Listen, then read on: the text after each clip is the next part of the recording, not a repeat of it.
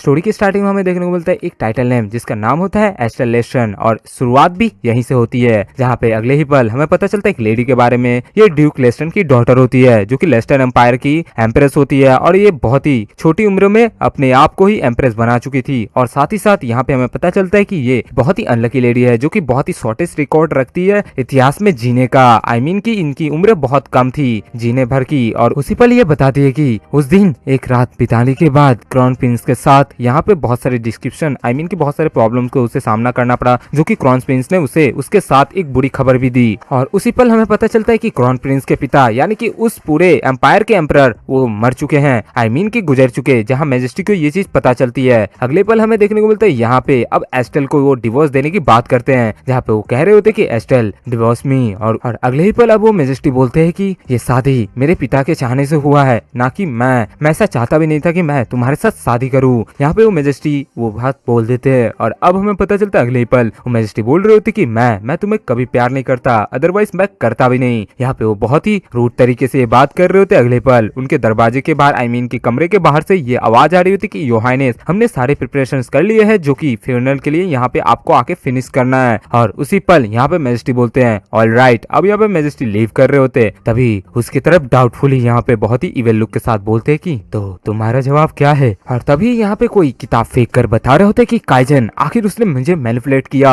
ये बास्टर्ड मैं उसे छोड़ूंगा नहीं। अब अगले ही पल हमें पता चलता है वो कोई और नहीं यहाँ पे लेस्टन ड्यूक होते हैं, जो कि यहाँ पे एस्टेल के पिता होते हैं, और वो उसी बुक को थ्रो कर चुके थे। यहाँ पे वो कहते हैं कि आखिर इस शादी का सही मतलब उसने गलत फायदा उठाया, यही है इसका मतलब। और उसी पल अब वो गुस्से से बोल रहे होते कि इतने समय से मैंने जो प्रिटेंड किया था उसने मुझे ऐसा एक्ट दिखाया जैसे कि वो मुझे मेरे विश्वास पे खड़ा उतर रहा हो, लेकिन अगले पल वो कहते हैं कि वो अपनी गलतियों का गलत इस्तेमाल कर रहा है, और साथ ही साथ वो भी हम जैसे बड़े उपन्यासों के ऊपर। तभी यहाँ पे अब उसके पिता ये बात बोल रहे थे, जहाँ पे एस्टेल ये सोच रहे थे कि अनफॉर्चुनेटली वो मुझे डाइवोर्स देना चाहता है, वो भी हमारे इतने बड़े रईस परिवार को, जो उसे वो मजाक लग रहा है। अब यहाँ पे वो मनी मन सोच रहे थे कि यदि क्या हो मैं इस चीज पे एग्री ना करूँ डिवोर्स देने पे। अब यहाँ पे वो बोल रहे थे कि मैं ऐसा तो नहीं चाहती, लेकिन तभी यहाँ पे इस चीज को सुनकर एस्टेल के फादर पूरी तरीके से शॉक होते हैं कि आखिर एस्टेल ये क्या बोल रही है। अगले पल वो कहते हैं कि क्या बोला तुमने। एस्टेल बोलती है कि हाँ मैं उसे डिवोर्स देना चाहती हूँ। अब यहाँ पे उसके पिता थोड़े से इविल लुक के साथ नजर आते हैं और कहते हैं कि हाँ आखिर उसने क्या कोशिश की थी कि ये सारी चीजें वो फिगर आउट कर लेगा, जो भी चीजें मैं यहाँ पे करना चाहता था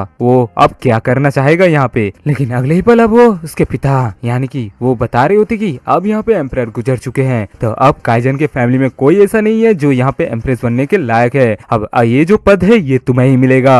उसी पल यहाँ पे मैजेस्टी अब बहुत ही डेडली इविल लुक के साथ कहते हैं, जहाँ पे वो मैजेस्टी के ऊपर बता रहे होते कि अब उस एम्पायर की एम्प्रेस तुम ही बनोगी। लेकिन यहाँ पे एस्टेल इस चीज को मना कर देती है। अब यहाँ पे उसके पिता गुस्से हो जाते और कहते कि यदि तुम ऐसा अपॉर्चुनिटी छोड़ देना चाहती हो तो इस घर से निकल जाओ अभी के अभी। यहाँ पे वो गुस्से से बोल रहे होते और कहते कि हमारे लेस्टन फैमिली में किसी ऐसे की जरूरत नहीं जो यहाँ पे एम्प्रेस ना बन सके, और अब तुम्हें मेरी बेटी कहलाने का भी हक नहीं है। इतना कहते ही अगले ही पल एस्टेल इस चीज को समझ चुकी थी। एस्टेल अब अपने आप से ये कहते कि मुझे ये समझ आ चुका है, और वो कहते कि ओके तो मैं उसे डिवोर्स देने के लिए जा रही हूँ। अब हमें पता चलता है वहाँ पे एस्टेल उस घर को छोड़ने के लिए तैयार थी। अगले पल वो सारे सामान को पैक कर रही थी, जहाँ पे हमें देखने को मिलता है एस्टेल उस विंडो की तरफ देखकर हमें बहुत ज्यादा मायूस लग रही थी, जहाँ पे वो बताती है कि 10 साल, और वो अपने पिछले वक्त के बारे में बताती है। अब वक्त है मुझे उसके मौत के लिए काम करने का। उसी पल हमें देखने को मिलता है एस्टेल अपने हाथों में एक नेकलेस को लेती है जो कि बहुत ज्यादा खूबसूरत होती है, एंड एस्टेल उस फ्लैशबैक मेमोरी के बारे में उसी नेकलेस के जरिए बताती है। तभी हमें पता चलता है ये नेकलेस ब्लू मून लाइट का एक टुकड़ा होता है, जो कि एक ट्रेजर है एम्परर फैमिली का, और ये एक जनरेशन से दूसरे जनरेशन तक चलता रहता है, और यही होता है इनके एम्प्रेस फैमिली का एक तरीका। उसी पल वो इसे उसे बर्थडे के गिफ्ट में देते हैं, जहाँ पे हमें पता चलता है कि ये उसका 10th बर्थडे गिफ्ट है, जो कि यहाँ पे एस्टेल ने मैजेस्टी से ये रिसीव किया था। और अगले पल अब एस्टेल बहुत ज्यादा खुश होती है, जहाँ पे वो बोल रही थी कि अब मैं जो जीऊंगी मेरी लाइफ अब सिर्फ तुम्हारे लिए ही जीऊंगी। और उसी पल अब एस्टेल उसी समय से अपने आप में मेहनत करना शुरू कर देती है, जहाँ पे वो एक भी सिंगल मोमेंट कहीं पे बर्बाद नहीं करना चाहती थी, और पूरी मन लगाकर लगन से पढ़ाई कर रही होती है। अगले पल वो सारे तौर तरीके सीखती है, वहाँ पे वो सभी चीजें जो कि उसकी फैमिली कल्चर में होती है, और उसे वो खुद ट्राई करती है। साथ ही political history, military and tactics और all kinds of arts and lecture सभी चीजें वो सीखने की पूरी तरीके से ट्राई करती है। लेकिन तभी वहाँ पे हमें देखने को मिलता है वो भी सीखती है, जो कि बहुत ज्यादा हार्ड एंड डिफिकल्ट है। सारी चीजें सीखने के बाद यहाँ पे एस्टेल अब पूरी तरीके से तैयार हो चुकी थी, जहाँ पे वो कहती है कि अब मेरा 10 साल पूरा हुआ, जहाँ पे उसने सेक्रीफाइस किया था सिर्फ इस मैजेस्टी के लिए। और उसी पल हमें देखने को मिलता है अचानक कुछ ऐसा होता है जहाँ पे हमें देखने को मिलता है एस्टेल की नाकों से हमें ब्लड की कुछ बूंदे छटकती हुई दिखाई देती है। और अब हमें पता चलता है एस्टेल वहाँ पे बताती है कि मैं ऐसा नहीं जानती थी कि मेरा अंत इस तरीके से होगा। तभी यहाँ पे एस्टेल अपने इस प्रेजेंट पे लौट आती है वापस और कहती है कि स्टिल अब वो यहाँ पे मायूस होकर उस नेकलेस को उतारती है और कहती है कि मेरा इसे पहनने का एक रीजन था जो कि उस इंसान के लिए उसने पहना था जो कि उसके लाइफ में बहुत ज्यादा महत्व रखता था। लेकिन अब यहाँ पे एस्टेल बताती है कि अब मैं इसे उसके लिए रख रही हूँ जो मेरे हस्बैंड एक दिन आएंगे। और अब यहाँ पे एस्टेल उस चीज को छोड़ने के लिए तैयार थी, लेकिन तभी वो अपने फ्लैशबैक के बारे में बताती है। कहती है कि चलो ये सही है कि मैं भी तुम्हें कभी प्यार नहीं करूंगी। हमें देखने को मिलता है ये वही वन नाइट का एक फ्लैशबैक होता है जहाँ पे एस्टेल बताती है उस मैजेस्टी को। अब वहाँ पे एस्टेल बताती है कि अब मुझे लगता है कि आप लोग मुझे झूठा साबित करना चाहते हो, तो जैसा आपकी इच्छा। और उसी पल वो कहती है कि अब मैं यहाँ पे इसे छोड़कर जा रही हूँ। एस्टेल वहाँ पे अगली मैसेज देके जाती है कि हाँ मेरे डिसीजन पे मुझे बिल्कुल भी रिग्रेट नहीं है और ना ही कभी होने वाला है। वहाँ पे हमें देखने को मिलता है एस्टेल बताती है कि इससे मुझे कोई फर्क नहीं पड़ता। लेकिन तभी एस्टेल उस फार्मासिस्ट से मिलने जाती है जहाँ पे उसके फैमिली के फार्मासिस्ट लिव करते थे और वहाँ पे उसे पता चलता है कि एस्टेल अब प्रेग्नेंट है। एस्टेल इस चीज को सुनकर पूरी तरीके से शॉक थी और एस्टेल अभी क्या करे उसे बिल्कुल भी समझ नहीं आ रहा था। अगले ही पल अब हमें एक 6 साल का लंबा टाइम स्किप देखने को मिलता है और उसके अगले ही पल अब हमें एस्टेल देखने को मिलती है जो कि एक मेड के कपड़े में यहाँ पे नजर आती है, जहाँ पे उसे कोई और मेड बता रही होती है कि हे मिस मैं यहाँ पे शॉप को क्लोज करने जा रही हूँ, यदि तुम्हें कुछ लेना है तो फटाफट आ जाओ। यहाँ पे अब प्यारी सी एस्टेल ये बता रही होती कि यस मैं आ रही हूँ और आपका धन्यवाद जो आपने मेरे लिए इतना कुछ किया। और अगले ही पल अब हमें देखने को मिलता है यहाँ पे उस शॉप ओनर ये बताती है कि जब से तुम मेरे बेकरी में आई हो मैं देख रही हूँ कि तुम बहुत ज्यादा मेहनत कर रही हो और जैसा कि मैंने थॉट किया था सोचा था तुम उससे भी कई गुना ज्यादा आगे निकल चुकी हो। और तो और ये शॉप ओनर बताती है कि स्टिल मैं यहाँ पे अभी भी देख पा रही हूँ कि तुम्हारे आने के बाद मेरे शॉप की सेल्स कुछ ज्यादा इंक्रीज हो चुके हैं जैसा कि मैंने सोचा भी नहीं था। और तभी यहाँ पे हमें देखने को मिलता है अगले ही पल कोई मॉम चिल्लाकर आ रहा होता है आई मीन की। यहाँ पे वो बताते हैं कि मैंने देखा वहाँ पे कोई आ रहा था बहुत जल्दी में और वो दौड़ते हुए आ रहा था। और इस चीज को सुनकर यहाँ पे वो बच्चा बताता है कि जैसे कि कोई चीज उनके लिए बहुत ज्यादा इंपॉर्टेंट है, मुझे ऐसा लगा। अब वहाँ पे एस्टेल इस चीज को सुनकर यहाँ पे पूरी तरीके से डर जाती है। उसे यहाँ पे अंदाजा लग चुका था कि यहाँ पे एम्परल नाइट्स आ चुके हैं, वो भी इस विलेज पे उसे ढूंढते ढूंढते। जहाँ पे एस्टेल ये बताती कि नहीं ऐसा नहीं हो सकता, आखिर वो यहाँ पे आर्मर पहने हुए थे क्या। यहाँ पे वो बच्चा बताता है हाँ। और अगले पल यहाँ पे एस्टेल उस चीज को सुनकर तुरंत ही वहाँ से भाग जाती है, आई मीन की दौड़ लगा देती है जैसे कि कुछ इंपॉर्टेंट हो। एस्टेल वहाँ पे दौड़ते दौड़ते ये सोच रही होती आखिर उसने आई मीन की वहाँ पे एम्परल फैमिली मुझे इतनी जल्दी कैसे ढूंढ सकता है। और एस्टेल ये बताती कि मैं सच्ची में ये जानती हूँ कि मेरा पैर फिसलने वाला है, लेकिन सबसे पहले यहाँ पे एस्टेल उस दरवाजे को खोलकर पहला नाम ही चिल्लाती है थॉर। और अब हमें अगले ही पल मालूम पड़ता है वहाँ पे एक बच्चा देखने को मिलता है जो कि यहाँ पे मॉम कह कर पुकारता है, आई मीन कि एस्टेल इसी बच्चे के लिए यहाँ पे आई थी। और एस्टेल को अब ये सुनकर थोड़ी सी राहत मिली और वो यहाँ पे जानती है कि यहाँ पे वो इसे और ज्यादा देर तक हाइड नहीं रख पाएगी और ना ही हमेशा के लिए। लेकिन तभी कुछ ऐसा होता है एस्टेल को बाहर से किसी की आवाज सुनाई देती है और एस्टेल को कोई कह रहा होता है कि क्या यहाँ पे कोई है। तभी एस्टेल तुरंत ही यहाँ पे थॉर की तरफ दौड़कर कहती है कि थॉर मैंने तुम्हें इससे पहले क्या कहा था तुम्हें याद है। जहाँ पे थॉर कहता है कि हाँ मामा मुझे याद है, आपने एक्टिंग के बारे में बताया था। और यहाँ पे एस्टेल बताती है कि यस मैंने जो कहा आप चलो मेरे साथ। यहाँ पे अगले ही पल नाइट्स उसके तरफ बढ़ रहे थे, लेकिन एस्टेल अब पूरी तरीके से घबरा चुकी थी। तभी एस्टेल यहाँ पे अगले ही पल थॉर के ऊपर एक आई ड्रॉप डालती है और वहाँ पे उसके आंखों में वो आई ड्रॉप डालने के बाद ही यहाँ पे वो नाइट्स पहुंच जाते हैं, जहाँ वो लेडी एस्टेल को देखकर बोल रहे थे लेडी एस्टेल। और अब हमें पता चलता है यहाँ पे एस्टेल पूरी तरीके से चौकन्ने हो चुकी थी क्योंकि यहाँ पे वो नाइट्स उस मैजेस्टी के ऑर्डर पे आए थे और वो लोग देख रहे थे और कह रहे थे कि हाँ मैजेस्टी आपको देखना चाहते हैं। जहाँ पे वो दोनों उन नाइट्स की तरफ जा रहे होते हैं और अब हमें पता चलता है एस्टेल यहाँ पे पूरी तरीके से डर रही थी कि आखिर यहाँ पे थॉर को कुछ ना हो जाए। और थॉर भी यहाँ पे पूरी तरीके से घबराया हुआ था, लेकिन एस्टेल यहाँ पे अगले पल थॉर को अपने गोद में ले लेती है जिससे उसे डर कम हो जाए। और अब यहाँ पे देखने को मिलता है एक वीरान हवेली और उसके अगले ही पल हमें देखने को मिलता है वो लोग उस महल के अंदर चले जाते हैं, जहाँ पे हमें पता चलता है वो लोग वो नाइट्स बोल रहे थे कि मैजेस्टी हमने उन्हें ला लिया।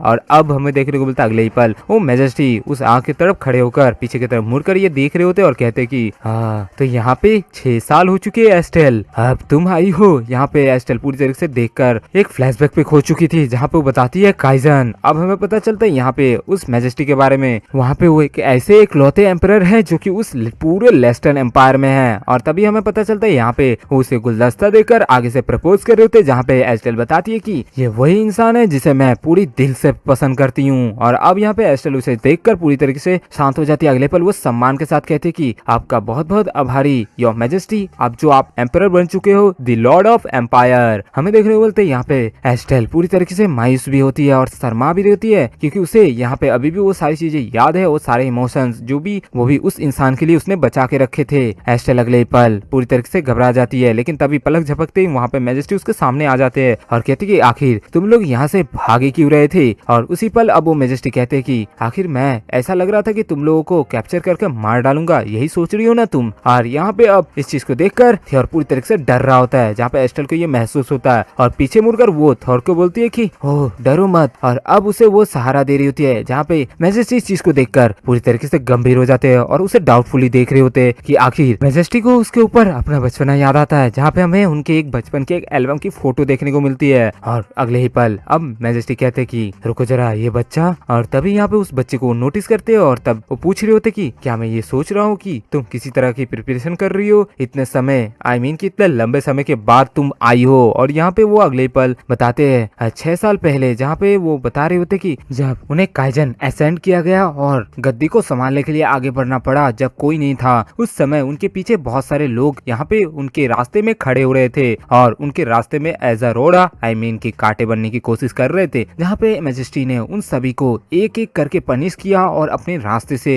हटाया। और जब वो आगे बढ़ रहे थे तो नॉर्थ ऑफ द लॉर्ड जो उनके राइवल थे, उन्होंने भी उन पे उंगली उठाई, जिसके कारण इन सभी की कीमत उन्हें अपनी फैमिली को सेक्रीफाइस करके करना पड़ा। और अब यहाँ पे दोनों राइवल्स को 2 भागों में बांट दिया गया, आई मीन कि इन्हें 2 फैक्शन में बंटवारा कर दिया गया, जिसमें से एक थे the emperor of function young nobles, जहाँ पे सभी यंग थे, और दूसरे फैक्शन में यहाँ पे ड्यूक रेस्टन थे, जो कि एस्टेल के फादर यहाँ पे ड्यूक ऑफ दी, और बाद में जाकर के वो यहाँ पे बिकम हेड बन गए, वो भी एस्थेटिक फैक्शन के। अगले पल हमें पता चलता है इन 6 सालों में जितने भी नोबल्स थे वो सभी उसी वार में मारे गए, लेकिन हालात और भी ज्यादा गंभीर हो चुके थे, जहाँ पे उस एस्टेल के फादर बहुत मुश्किल से यहाँ पे जिंदा थे। और उसी समय यहाँ पे एस्टेल को ये पता चला था कि वो यहाँ पे प्रेग्नेंट है, लेकिन यहाँ पे एस्टेल एक और डर सता रहा था। तभी वहाँ पे एस्टेल बताती है यदि मैंने इस चाइल्ड के बारे में यहाँ बताया तो इन सभी को ये चीज पता चल जाएगी और फिर इस चाइल्ड को यहाँ रहने पे सारे प्रॉब्लम का सामना करना पड़ेगा, जिसमें से ये लोग उसे एज अ वॉर में टूल की तरह इस्तेमाल करेंगे। और वहीं पे एस्टेल के मन में ये डर बैठ जाता है कि कोई उसे उसके बच्चे को अलग ना कर दे उससे, जहाँ पे एस्टेल ये देख रही होती कि उसके बच्चे को उससे दूर ले जाया जा रहा है, वो भी उसके उस बुरे और बड़े मैजेस्टी जो कि बहुत ज्यादा पावर के भूखे हैं, वो इसे इस्तेमाल करेंगे ही। और तभी एस्टेल प्रेजेंट पे ये बताती है कि इसीलिए मैंने इस बच्चे को यहाँ इससे दूर रखा था और चाहे इसे और लंबे समय तक क्यों ना रखना पड़े। यहाँ पे एस्टेल ये बताती है कि और तो और यदि पॉसिबल हुआ तो इसे और लंबे समय तक वो रखेगी। और यहाँ पे वो बताती है, तभी मैजेस्टी ये बता रही थी कि ये चाइल्ड, लेकिन अगले ही पल एस्टेल मैजेस्टी के कुछ और पूछने से पहले वो अगला जवाब देती है कि ये मेरा नेफ्यू है, आई मीन की भतीजा। और उसी पल यहाँ पे मैजेस्टी इस चीज को डाउटफुली देख रहे होते, वो पूरी तरीके से शांत हो जाते और मैजेस्टी उसी पल बताते कि मैंने तो ऐसा देखा भी नहीं था कि यहाँ पे लेस्टन फैमिली में कोई भी एक ऐसा छोटा लड़का था। लेकिन अगले पल एस्टेल ये बताती है कि मैंने डायरेक्टली ऐसा तो नहीं कहा कि ये मेरा ब्रदर है, बल्कि मैं ये बता रही हूँ कि ये मेरे कजन का लड़का है। मैजेस्टी बता रहे थे कि हाँ मैंने सुना तो है कि इसके फैमिली में वो सभी मिट चुके हैं जो कि उस सिविल वार में गए थे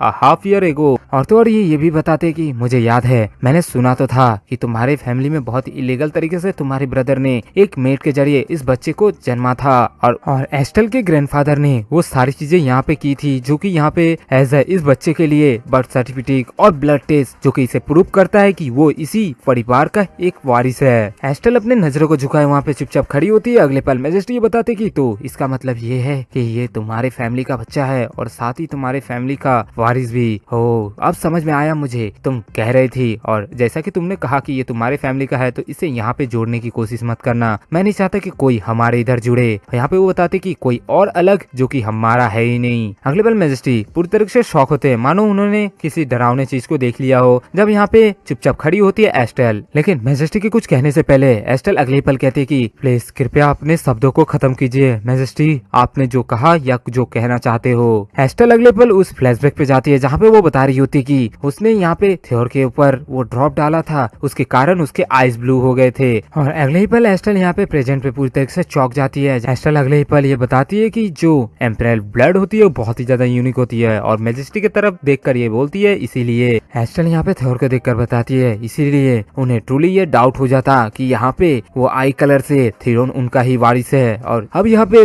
मैजेस्टी उसे बहुत ही शक की नजर से देख रहे होते हैं और वहाँ पे एस्टेल बोल रही होती कि ओ इसीलिए, और तभी वहाँ पे मैजेस्टी को देखकर वो बच्चा उन्हीं की तरफ देख रहा होता है। जहाँ पे मैजेस्टी को थोड़ा सा तो डाउट इस पे हो चुका था, वो यहाँ पे सच में अच्छी तरीके से पता करने वाले ही थे कि उसके आइस कलर को देखकर वो पीछे हट जाते हैं। जहाँ पे पहले ही एस्टेल ने अपनी चाल चल दी थी जो कि उसकी रेड आइस को ब्लू में बदल दी थी एक पॉइजन के जरिए। अब हमें देखने को मिलता है अगले एपिसोड में। अब यहाँ पे एस्टेल ये बता रही थी कि मुझे अपने घरवासी के बारे में पता चलो तो सबसे पहले मैंने अपने ग्रैंडफादर के घर को इधर निकल गई और वहाँ पे जाने के पूर्व मुझे मालूम पड़ा कि मेरे ग्रैंडफादर जो कि पहले ही शूट ऑफ में मारे जा चुके हैं और वहीं पे उसे ये पता चला कि उनकी मौत इंस्टेंट एज में हुई है। लेकिन वहाँ का माहौल कुछ ज्यादा ही गंभीर था। हमें देखने को मिलता है वहाँ पे बहुत ही ज्यादा बर्फीला तूफान हो रहा होता है और वो जगह ऐसी लग रही होती कि जैसी कोई पुरानी खंडर हो। जहाँ पे एस्टेल ये बता रही होती कि उस समय जो मेरे ग्रैंडफादर हैं उनके घर में ना ही कोई नौकर है और ना ही कोई चाकर, तो ये हो सकता है। और साथ ही साथ वहाँ पे वो ये भी बता रही थी कि वो लोग बहुत ज्यादा गरीब है, इसी वजह से उनके यहाँ पे कोई भी सर्वेंट काम नहीं करते।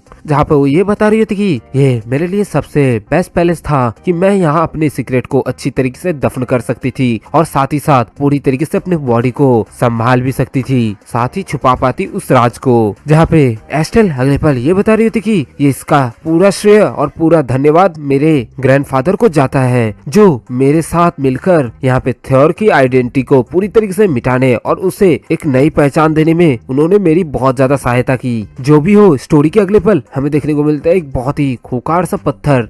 कि यहाँ पे वो एस्टेल बता रही होती कि लेकिन इतना काफी नहीं था उसके लिए। यहाँ पे वो ये बताती कि उसका एक बहुत ही बड़ा मेजर, एक बहुत ही बड़ी समस्या अभी भी थॉर के साथ जुड़ी हुई थी जो कि उसकी आंखें है, उसकी ऑप्टिकल आंखें जिसे वो कभी नहीं छुपा सकती थी। और उसने ये बताया कि वही उसकी असली आइडेंटिटी है उस मैजेस्टी की। जहाँ पे एस्टेल ये बताती है कि ये एम्परल फैमिली का एक यूनिक रेड आई है जो कि कभी नहीं मिटने वाला और ये उनके खून के रगों में होता है जिसकी पहचान कोई नहीं मिटा सकता। जहाँ पे अगले पल एस्टेल ये बता रही होती कि जब कोई बच्चा पैदा होता है तो वो यहाँ पे अपने वंश का ब्लड लाइन लेकर पैदा होता है, लेकिन यहाँ पे वो ये बता रही थी कि लेकिन इस पर एम्परल फैमिली में हमेशा से जब भी कोई बच्चा पैदा होता है तो वो यहाँ पे अपनी उस आंखों को लेकर पैदा होता है जो कि होता है रेड आई। यहाँ पे अब एस्टेल ये बता रही थी कि मेरा लक था कि मैं यहाँ पे मिली उस यंग फार्मासिस्ट से जो रहती है यहाँ पे ईस्टर्न वुड में। जहाँ वो बता रही होती कि उसने मुझे इन्फॉर्म किया था जब मैं प्रेग्नेंट थी और उसी पल अब वो ये बता रही होती कि मैं जानती थी कि आखिर मेरी पोजीशन मेरे फैमिली में अनफेमिलियर किस तरीके से हो चुकी थी और वहाँ पे इस एम्पायर में मेडिकल हब्स जहाँ बिना किसी कमर्शियल के ये हो ही नहीं सकते थे।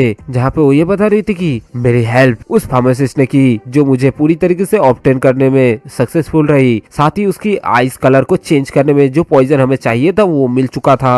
एस्टेल अब अपनी उस नाटक की घड़ी को तैयार करती है जब यहाँ पे थॉर को पता चलता है उस इशारे के जरिए। थॉर को अब एहसास हो चुका था कि नाटक का समय हो चुका है, सो वो रेडी हो चुका है पूरी तरीके से एक्टिंग करने के लिए। अगले पल वो यहाँ पे आंट एस्टेल के नाम से उसे पुकारता है। जहाँ पे मैजेस्टी अब उसकी तरफ देखकर ये सोच रहे होते हैं कि आखिर इसने आंट क्यों पुकारा। अगले पल अब एस्टेल कहती है कि एस्टेल मनी मन सोच रही थी कि सब कुछ सही रहा, थॉर चिंता मत करो। वो यहाँ पे बहाने मार रहे होते मैजेस्टी के सामने ताकि उन्हें ये शक ना हो, लेकिन अब थॉर को ये पता था कि यहाँ पे एस्टेल उसकी पिंकी फिंगर को टारगेट कर रही थी ताकि वो अपने कोड को उस प्ले को स्टार्ट कर सके। जहाँ पे एस्टेल बता रही थी कि हमने पास्ट में बहुत ज्यादा अनगिनत प्रैक्टिस की है इस गेम को लेकर और इसे हमने अच्छी तरीके से प्ले भी किया। जहाँ पे ये बताती है कि इसीलिए तो थॉर ने उस समय जब मैं राइट समय पे थॉर को बोल रही थी कि उसे आंट बोलना है और थॉर उसी समय आंट बोला। अब वो मैजेस्टी से थॉर को छिपा रही होती है। यहाँ पे अगले पल हमें देखने को मिलता है वहाँ उनके आमने सामने माहौल पूरी तरीके से शांत हो चुका था। अब यहाँ पे एस्टेल ये सोच रही थी कि मुझे शायद से ये विश्वास है कि ये चीज सही तरीके से वर्क कर गई हो, लेकिन यहाँ पे मैजेस्टी कुछ नहीं बोल रहे थे। अगले पल मैजेस्टी कुछ बोले तभी थॉर पूरी तरह से डर जाता है। जहाँ पे एस्टेल उस चीज को संभाल रही होती है। आखिर मैजेस्टी कह रहे होते कि आखिर इसने इस बच्चे का दायित्व क्यों लिया। जहाँ पे एस्टेल मैजेस्टी को ये जवाब देती है कि एज यू नो, आप जैसा जानते हो कि यहाँ पे हमारी फैमिली में सब गुजर चुके हैं, यहाँ तक कि मेरे ग्रैंडफादर ग्रैंडफादर भी, तो अब सिर्फ मैं बची हूँ और ये बच्चा, जहाँ बिना किसी सिंगल सर्वेंट के आखिर ये कैसे रह सकता है। तो मेरे ग्रैंडफादर ने मुझे इसके साथ ही रख दिया और अब मैं इसकी केयर टेकर हूँ। यहाँ पे मैजेस्टी कहते कि तुम्हारे ग्रैंडफादर एक महान व्यक्ति थे। मैजेस्टी एस्टेल को देखकर उनके ग्रैंडफादर के बारे में बता रहे होते। उन्होंने कहा है कि वह अपने पोती के लिए मरने को भी तैयार है। उनके बारे में वो कुछ भी नहीं बताएंगे, चाहे उनके साथ कोई कितनी ही जबरदस्ती क्यों न कर ले। वो यहाँ पे अपनी मौत को उससे ज्यादा पसंद करते हैं। जहाँ पे अगले पल एस्टेल ये जोर से चिल्ला कर बोलती कि ये तुमने क्या कर दिया। एस्टेल पूरी तरीके से उस समय घबरा जाती है अपने ग्रैंडफादर की इस न्यूज को सुन के, जहाँ पे मैजेस्टी ये बोल रहे होते कि चिंता मत करो, वो अभी भी सुरक्षित है। जहाँ पे मैजेस्टी अगले पल ये बोल रहे होते कि मर्क्यूरियस अभी फिलहाल वहाँ पे ठहरे हुए हैं उस डेंस रेसिडेंट में। तो ये बता रहे होते कि जब आप और आपके दादाजी दोनों अलग अलग जगह पे अलग अलग दिशा पे भाग चुके थे तो हमें कुछ उलझनों के सामना करना पड़ा, लेकिन मैंने खुद को पूर्व युद्ध के नायक में कि एज ए हीरो के प्रति अपना सम्मान प्रकट करने के लिए मुझे खुद को रोक नहीं सका। जहाँ पे वो ये बता रहे थे कि यदि ये डेंस रेसिडेंट होता तो ये हमारे कैपिटल के रास्ते में ही पड़ेगा। अगले पल वो यहाँ पे कुछ इवेल लोग के साथ शांत होकर बोल रहे थे कि तो हम लोग क्या यहाँ पे प्राइवेट में अकेले बात कर सकते हैं। जहाँ पे अब एस्टेल ये बता रही होती कि काइजन को लगता है कि यहाँ पे उसे कुछ तो यहाँ पे सुराग मिल चुका है थॉर के बारे में, तो मुझे ऐसा लग रहा है कि यहाँ पे वो हम दोनों को अलग अलग दिशा में बांटने के बजाय और साथ ही उस सुराग के बारे में पता करना चाहता है। ये यहाँ पे मनीमन वो ये सोच रही होती है और एस्टेल को यही डाउट अंदर ही अंदर खाया जाता है। लेकिन तभी वहाँ पे कोई नाइट यहाँ पे थॉर को वापस लेने चला आता है और इसे देखकर थॉर पूरी तरीके से डर जाता है और वो यहाँ पे रो रहा होता है। एस्टेल उसे समझाती है कि थॉर मेरे बच्चे यहाँ पे डरो मत, ये तुम्हें मारने नहीं आए, बस तुम्हें अपने साथ कहीं घुमाने ले जाना चाहते हैं। थॉर को ये बात पता ना चले कि उसे यहाँ पे सेपरेट किया जा रहा है, यही बात एस्टेल उसे छुपाती है। जहाँ पे एस्टेल फिर से उसकी पिंकी फिंगर को टारगेट करती है। That means time to play acting. जहाँ थॉर ये रोते रोते समझ जाता है और अगले पल अब वो उसकी आंसुएं रुकना बंद हो जाती है। थॉर अब अगले पल कहता है कि ओके आंट एस्टेल। थॉर उस नाइट के साथ वहाँ पे चला जाता है। थॉर पीछे की तरफ मुड़कर देख रहा होता है, उसे कुछ भी समझ नहीं आ रहा था, लेकिन अभी भी एस्टेल थॉर के बारे में ही सोच रही होती है। मैजेस्टी उसके फ्रंट में ही खड़े होते हैं। थॉर को जब तक यहाँ पे थॉर उससे निकल नहीं जाता उस कमरे से, तब तक एस्टेल पीछे की तरफ ही देख रही होती है। और फिर हमें देखने को मिलता है वो दोनों अब लाइब्रेरी में नजर आते हैं, जहाँ पे अब मैजेस्टी उसके साथ एक चाय पे बात कर रहे थे, लेकिन यहाँ पे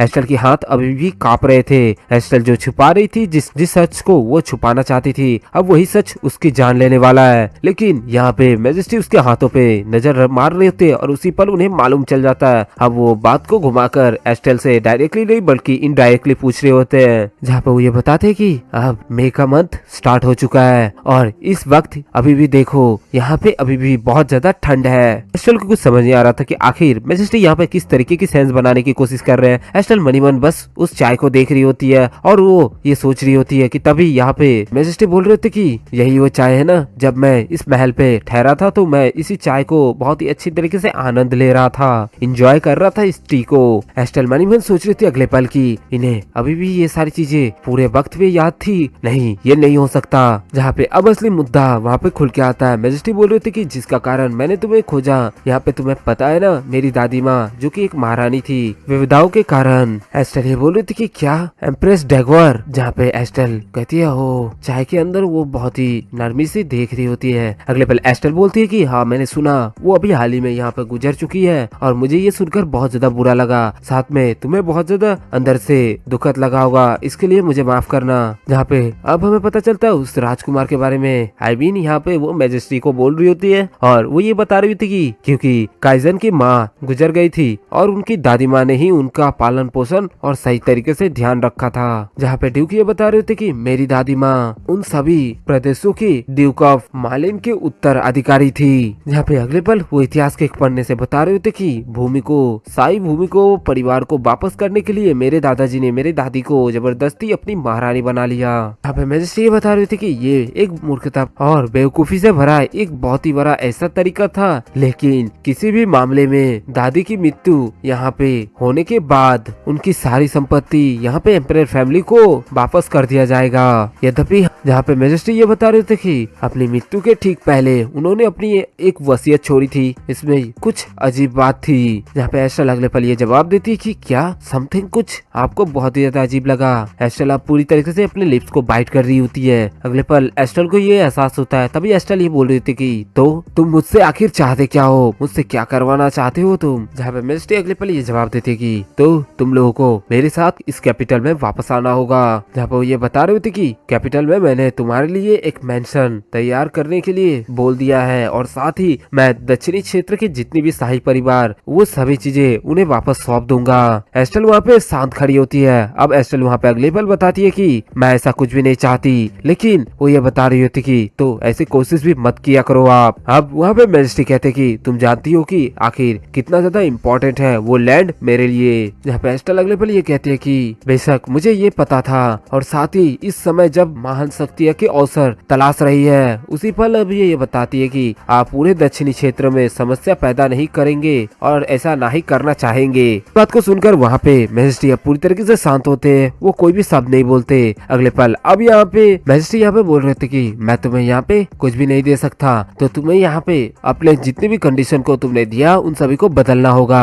अगले पल मेजेस्टी ये रिप्लाई देती कि टेल मी, और उसी पल यहाँ पे अब एस्टेल अपनी उन सभी कंडीशंस के बारे में बताती है। जहाँ पे वो ये बोलती है कि सबसे पहले मैं आपसे ये रिक्वेस्ट करना चाहती हूँ कि आप यहाँ पे टेरिटरी के बजाय मेरे दादाजी के कृपया कर उनके पैसन को वापस लौटा दें, और दूसरी ये कि इन सभी समस्याओं का समाधान होने के बाद मुझे और मेरे परिवार को वापस लौटा दोगे। जिसे सुनकर यहाँ पे मेजेस्टी पूरी तरीके से शॉक हो जाते हैं। मेजेस्टी अब अपने सर पर हाथ रखकर कहते कि आखिर क्यों। जहाँ पे वो ये बता रहे थे कि आपके लिए कैपिटल में अलग से जगह रखी गई है, लेकिन आप इस पेंशन पे ही क्यों रुकी हुई हो। यहाँ पे मेजेस्टी ये बताते कि मेरी दादी जी ने आपकी पूरी देखभाल की, लेकिन जब आपको शाही महल से निकाला जा रहा था तो उनसे ज्यादा दुखी वहाँ पे और कोई नहीं था, और यही कारण है कि उन्होंने अपने मृत्यु के दौरान आईमीन की मृत्यु से पहले अपनी एक वसीयत तैयार की जिसमें कुछ शर्तों की उल्लेख किए गए थे। जहाँ पे वो लोग ये बोल रहे थे कि लेकिन आपकी ईमानदारी और नाराजगी उस सभी चीजों को निराश करने पे मजबूर कर रही थी। इन सभी को सुनने के बाद अब यहाँ पे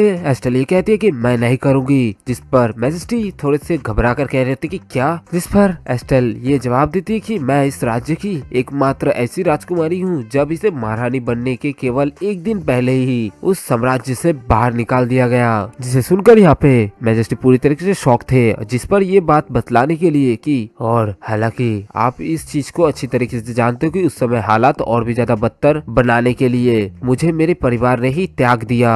अगर मैं कैपिटल वापस जाऊंगी तो वहाँ पे जाहिर सी बात है कि सभी मेरे बारे में बात जरूर करना चाहेंगे। जिस पर एस्टेल मायूस होकर कहती है कि मैं अब उन सभी चीजों में पूरी तरीके से तंग आ चुकी हूँ। एस्टेल अपनी फैमिली के बारे में याद करती है और उसे याद कर वो अपने आप से कहती कि मैं और वे बस चाहते हैं यहाँ पे शांति से रहने का। जिस पर अगले पल हमें पता चलता है कि ये कोई झूठ नहीं था, राजधानी सच में पूरी तरीके से खतरनाक हो चुकी है। मेजेस्टी इस बारे में सोच रहे होते हैं। मेजेस्टी ये बता रहे होते कि क्योंकि अधिक से अधिक लोग सिद्धांतों के अस्तित्व पे जरूर सवाल खड़े कर सकते हैं। जिस पर यहाँ पे एस्टेल ये बोलते कि अगर पेंशन हमें वापस मिल जाए तो हम तीनों यहाँ पे शांति से अपने जीवन को गुजार सकते हैं। जिस पर वो ये मशवरा देते हुए मेजेस्टी को ये बता रही होती कि यदि आप कुछ करना चाहते हो तो मैं आपसे एक रिक्वेस्ट करती हूँ कि आप यहाँ पे एम्परर कालवाक से वो जमीन जिसपे हमें उस साजिश के द्वारा फंसाया गया था वो जमीन आप वापस ले ले। मेजेस्टी ये कहते हैं कि लेकिन ये बहुत ही ज्यादा पैमाने पे रिक्वेस्ट कर रहे हो आप, इससे पूरी कैपिटल में हंगामा मच सकता है। वो ये बता रहे होते कि सबसे पहले हमें पेंशन से वंचित करने के कारण यह था कि क्योंकि उन लोगों ने यहाँ पे इससे संबंधित जिन्होंने विद्रोह किया था। जिस पर मेजेस्टी अगले पल ये कह रहे थे कि स्टिल ये सारी चीजें मुझे अच्छी तरीके से पता है, चलो अब बहुत हुआ, मैंने तुम्हारे सारे कंडीशन को अच्छी तरीके से एक्सेप्ट कर लिया है। अगले पल वो ये बताते कि हालांकि मेरी खुद की भी एक कंडीशन है। वो गुस्से से ये बोल रहे थे कि जब तक सारी चीजें खत्म ना हो जाए, चाहे कुछ भी क्यों ना हो जाए, चाहे जमीन या आसमान ऊपर से नीचे हो जाए, तुम्हें भागना नहीं है। जिसे सुनकर यहाँ पे एस्टेल पूरी तरीके से शॉक थी और कंफ्यूज थी कि उनके हाथों में अपने हाथ को देकर वो उस सफर पे आगे कैसे बढ़ेगी। जिस पर वो जवाब देती है कि मैं पूरी तरीके से समझ चुकी हूँ और मैं वापस नहीं भागूंगी। मेजेस्टी वहाँ पे शांत खड़े रहते हैं। अगले पल अब वो अपने हाथों को मेजेस्टी के हाथों में देती है, जिसके कारण मेजेस्टी थोड़े से उथल पुथल हो जाते हैं। अगले पल हमें मालूम चलता है कि यहाँ पे सिनारियों को चेंज कर सीन के अगले और इस कहानी के अगले पहलू को हमें दिखाया जाता है, जहाँ पे सवारी जंगल के बीचों बीच गुजर रहा होता है। उसी पल उस जंगल के उस सवारी के अंदर हमें देखने को मिलता है वहाँ पे एस्टेल और उसका बेटा थॉर हमें नजर आता है। वो सवारी में सवार थे और वहाँ पे एस्टेल अपने मनी मन सोच रही थी कि तो यही वो पॉइजन जो मेरे थॉर के आइस के कलर को पूरी तरीके से चेंज कर देता है। जिस पर वो ये सोच रही होती है कि मैंने इस पॉइजन को पाने के लिए मेरी जितनी भी संपत्ति थी उन सारी संपत्ति को पूरी तरीके से बेच डाला। जिस पर वो ये बता रही थी कि मैं इस चीज को अपने शरीर पे कई टाइम काउंटलेस तरीके से अपने ऊपर इस्तेमाल की, लेकिन इसका कोई फर्क नहीं पड़ा और न ही किसी चीज की समाधान उपलब्ध हुई, साथ ही ये ठीक भी नहीं हुआ। लेकिन अगले पल वो उस दुर्घटना के बारे में बताती है कि लेकिन इसका असर सिर्फ यहाँ पे दिन के सिर्फ आधे वक्त तक ही रहता है। और वो मनी मनी ये सोच रहे होते कि चलो जब तक हम इस कैपिटल में रहेंगे तब तक मुझे किसी चीज की चिंता नहीं है। जहाँ पे ये बता रही थी कि मुझे इसे पूरा उपयोग करने से पहले कुछ समय पहले वो सारी चीजें खरीदनी होगी। जहाँ तक हमें पता है कि ये उसी पॉइजन की सामग्री के बारे में बात कर रही थे जो कि उस पॉइजन में यूज किए जाते हैं। और अब वो लोग इस सवारी पे सवार थे तो यहाँ पे एस्टेल को अच्छी तरीके से मालूम था कि वो इस चीज को ज्यादा देर तक बचत नहीं कर पाएगी और इसी के कारण उसे और भी सामग्री की जरूरत पड़ेगी। उस पर यह बताती है अगले पल की जब मैं यहाँ फार्मासिस्ट ग्रेटेल से मिली तो मैंने जड़ी बूटियों और औषधियों पे अच्छी तरीके से रिसर्च किया और मुझे वो सारी चीजें मालूम पड़ी जो कि उस फार्मासिस्ट ग्रेटेल को पता थी। लेकिन वो ये बताती है कि मैं इसे उल्लेख नहीं कर सकती इसके रेसिपी को, इस पॉइजन में जो भी जड़ी बूटियां यूज हुई है उन सभी चीजों के बारे में। अगले पल अब सवारी से ये आवाज आता है कि बेस हम लोग यहाँ पे पहुंच चुके हैं मारेन कासल में, तो आप यहाँ बाहर आ सकते हो। जहाँ हमें देखने को मिलता है दूसरी तरफ प्यारी सी एस्टेल अब उस सवारी के बाहर आती है और उसके आगे ही हमें देखने को मिलता है कि वहाँ पहले से ही एक गार्ड मौजूद था और वो कह रहा होता है कि मैं आपके लगेज को अच्छी तरीके से यहाँ पे होल्ड कर लूंगा सिर्फ आपके लिए। जिस पर एस्टेल ये बोलती है कि बहुत बहुत शुक्रिया आपका। लेकिन अगले पल उसकी नजर उसके यूनिफॉर्म पे जाती है और वो याद कर रही होती है कि ये यूनिफॉर्म, तो तभी उसे ये याद आता है कि ये यूनिफॉर्म और किसी का नहीं बल्कि, जिस पर वो ये कहती है कि क्या ये पर्सन एक नया हेड गार्ड है। आगे अपने शकल को वो ऊपर की तरफ कर उसके यूनिफॉर्म को ध्यान से जांच रही होती है। तभी उसे पता चलता है कि वो कहती है कि सर लाइडन, आप सर लाइडन हो ना? क्या मैं सही बोल रही हूँ या फिर गलत? जिस पर वो गार्ड ये बोल रहा होता है कि क्या आपको मैं अभी भी याद हूँ? जिस पर एस्टेल मुस्कुराकर बोलती कि आखिर ऐसा कैसे हो सकता है कि मैं आपको भूल सकती हूँ। जिस पर वो ये बताती है कि आप इतने लंबे समय से मैजेस्टी की रक्षा करते आए हो तो मैं आपको आखिर कैसे भूल सकती हूँ। जिस पर वो एक फ्लैशबैक के बारे में बताती है कि जब आप उस राजधानी में रह रहे थे तब मैं भी उसी राजधानी में एक नेमलेस लो रैंकिंग की नाइट थी। इस पर वो गार्ड ये सम्मान पूर्वक बोल रहे होते कि ये मेरे लिए गौरव की बात है कि आपने मुझे याद रखा। जहाँ पे मैजेस्टी उन दोनों के बीच आकर ये बात बोल रहे थे कि बहुत हो गई बकवास, अब अंदर चलो। वो यहाँ पे एस्टेल को ये बात बोलकर उनकी बातों के बीच अड़चन डाल रहे होते हैं। जिस पर वो हेड गार्ड ये बोल रहे होते कि जी हाँ मैजेस्टी। जहाँ अगले पल मैजेस्टी अपनी गुस्से की नजर से पीछे की तरफ देख रहे होते हैं, जिसे देखकर यहाँ पे एस्टेल को पूरी तरीके से डर लग चुका था। जहाँ हमें देखने को मिलता कि वो लोग उस एम्परल पैलेस के उस दरवाजे के सामने सभी लोग खड़े थे और अगले पल अब हमें देखने को मिलता है एक नई फीमेल लीड की एंट्री, जहाँ पे वो जोर से चिल्ला कर बोलती है कि योर मैजेस्टी आप फाइनली यहाँ पे आ चुके हो। अब वो यहाँ पे पूरी तरीके से दौड़कर मैजेस्टी के सामने उनके साथ चिपक जाती है, जिससे हमें देखने को मिलता है कि वो दोनों इतने करीब हो चुके थे, जिस पर वो उनसे उनके सीने से जाकर लग जाती है। अब वो ये बोल रहे थे कि ओ माय, और अगले ही पल अब यहाँ पे एस्टेल को देखती है और देखकर ये कह रही होती कि आखिर ये पर्सन कौन है। जिस पर एस्टेल पूरी तरीके से शॉक थी। जहाँ पे सभी लोग वो उस दरवाजे के सामने खड़े थे और वो एक दूसरे को सिर्फ घूरे ही जा रहे थे। वहाँ पे एस्टेल इस तरीके से शॉक पड़ी हुई थी कि मानो कोई मूर्त सी किसी सच्चाई के बारे में पता चल चुकी हो और वो यहाँ पे अब उस चीज को छिपा ना पाई हो। लेकिन अगले पल वो मुस्कुराती है। अब एस्टेल को देखकर वो ये कह रही होती है कि तभी एस्टेल उसके मुख के सामने इन फ्रंट ऑफ वो ये बता रही होती कि आप यहाँ पे लेडी मारेन हो ना। वो ये कह रही होती कि मार्केस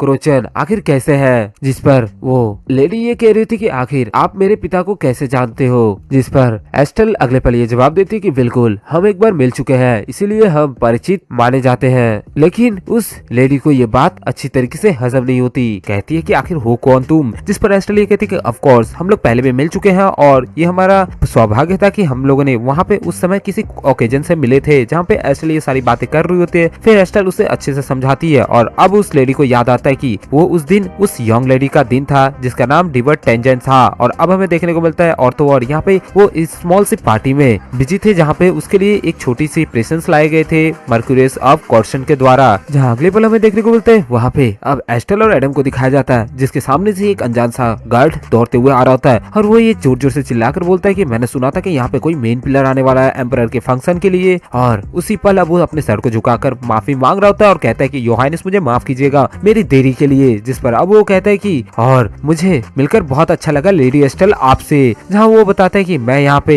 योर हाइनेस का सेक्रेटरी काउंट कर्डेल बार्लेन हूँ। जिस पर अगले पल हमें देखने को मिलता है प्यारी सी एस्टेल ये बोल रही थी कि oh nice to meet you count. अब हमें देखने को मिलता है यहाँ पे डिबर्ट इस चीज को देखकर बहुत ही मायूस थी कि आखिर डिबर्ट पहले से लेडी एस्टेल को जानता है। अब यहाँ पे वो सभी व्यस्त होते हैं आपस में इंट्रोडक्शन करने के कारण, जिस पर अब उन्हें पीछे की तरफ किसी की आवाज सुनाई देती है। एस्टेल पीछे की तरफ मुड़ती है और अब उसे सुनाई देता है कि हाँ आप एस्टेल नहीं हो। और अब हमें देखने को मिलता है यहाँ पे एडम अपने आप को इंट्रोड्यूस करता है। वो ये बताता है कि nice to meet you count, I mean कि वो यहाँ पे एस्टेल के तरीके से अपने आप को इंट्रोड्यूस करता है, जहाँ पे वो कहता है कि nice to meet you lady. अब हमें देखने को मिलता है उस सभी इस चीज को देखकर कोई भी कुछ समझ नहीं पाता, लेकिन यहाँ पे एस्टेल और काउंट दोनों ही खुश होते हैं बहुत ज्यादा। जहाँ पर डेवर्ट बहुत ही अजीब तरीके से उसे देख रही होती है और किंग को भी ये चीज बहुत ही ज्यादा अजीब लगता है। जहाँ पे अब हमें मालूम पड़ता है एस्टेल ये कहते कि एक्सक्यूज मी जरा। एस्टेल अब अपनी तारीफ लेने में बिल्कुल भी देरी नहीं करती और वो कहते कि आई गेस ये अपने दादाजी से सीखा है सब कुछ जितने भी यहाँ पे इसके संस्कार है। जहाँ अब काउंट बोल रहा होता है कि हे लिटिल मास्टर आप तो बहुत ही ज्यादा पोलाइट हो।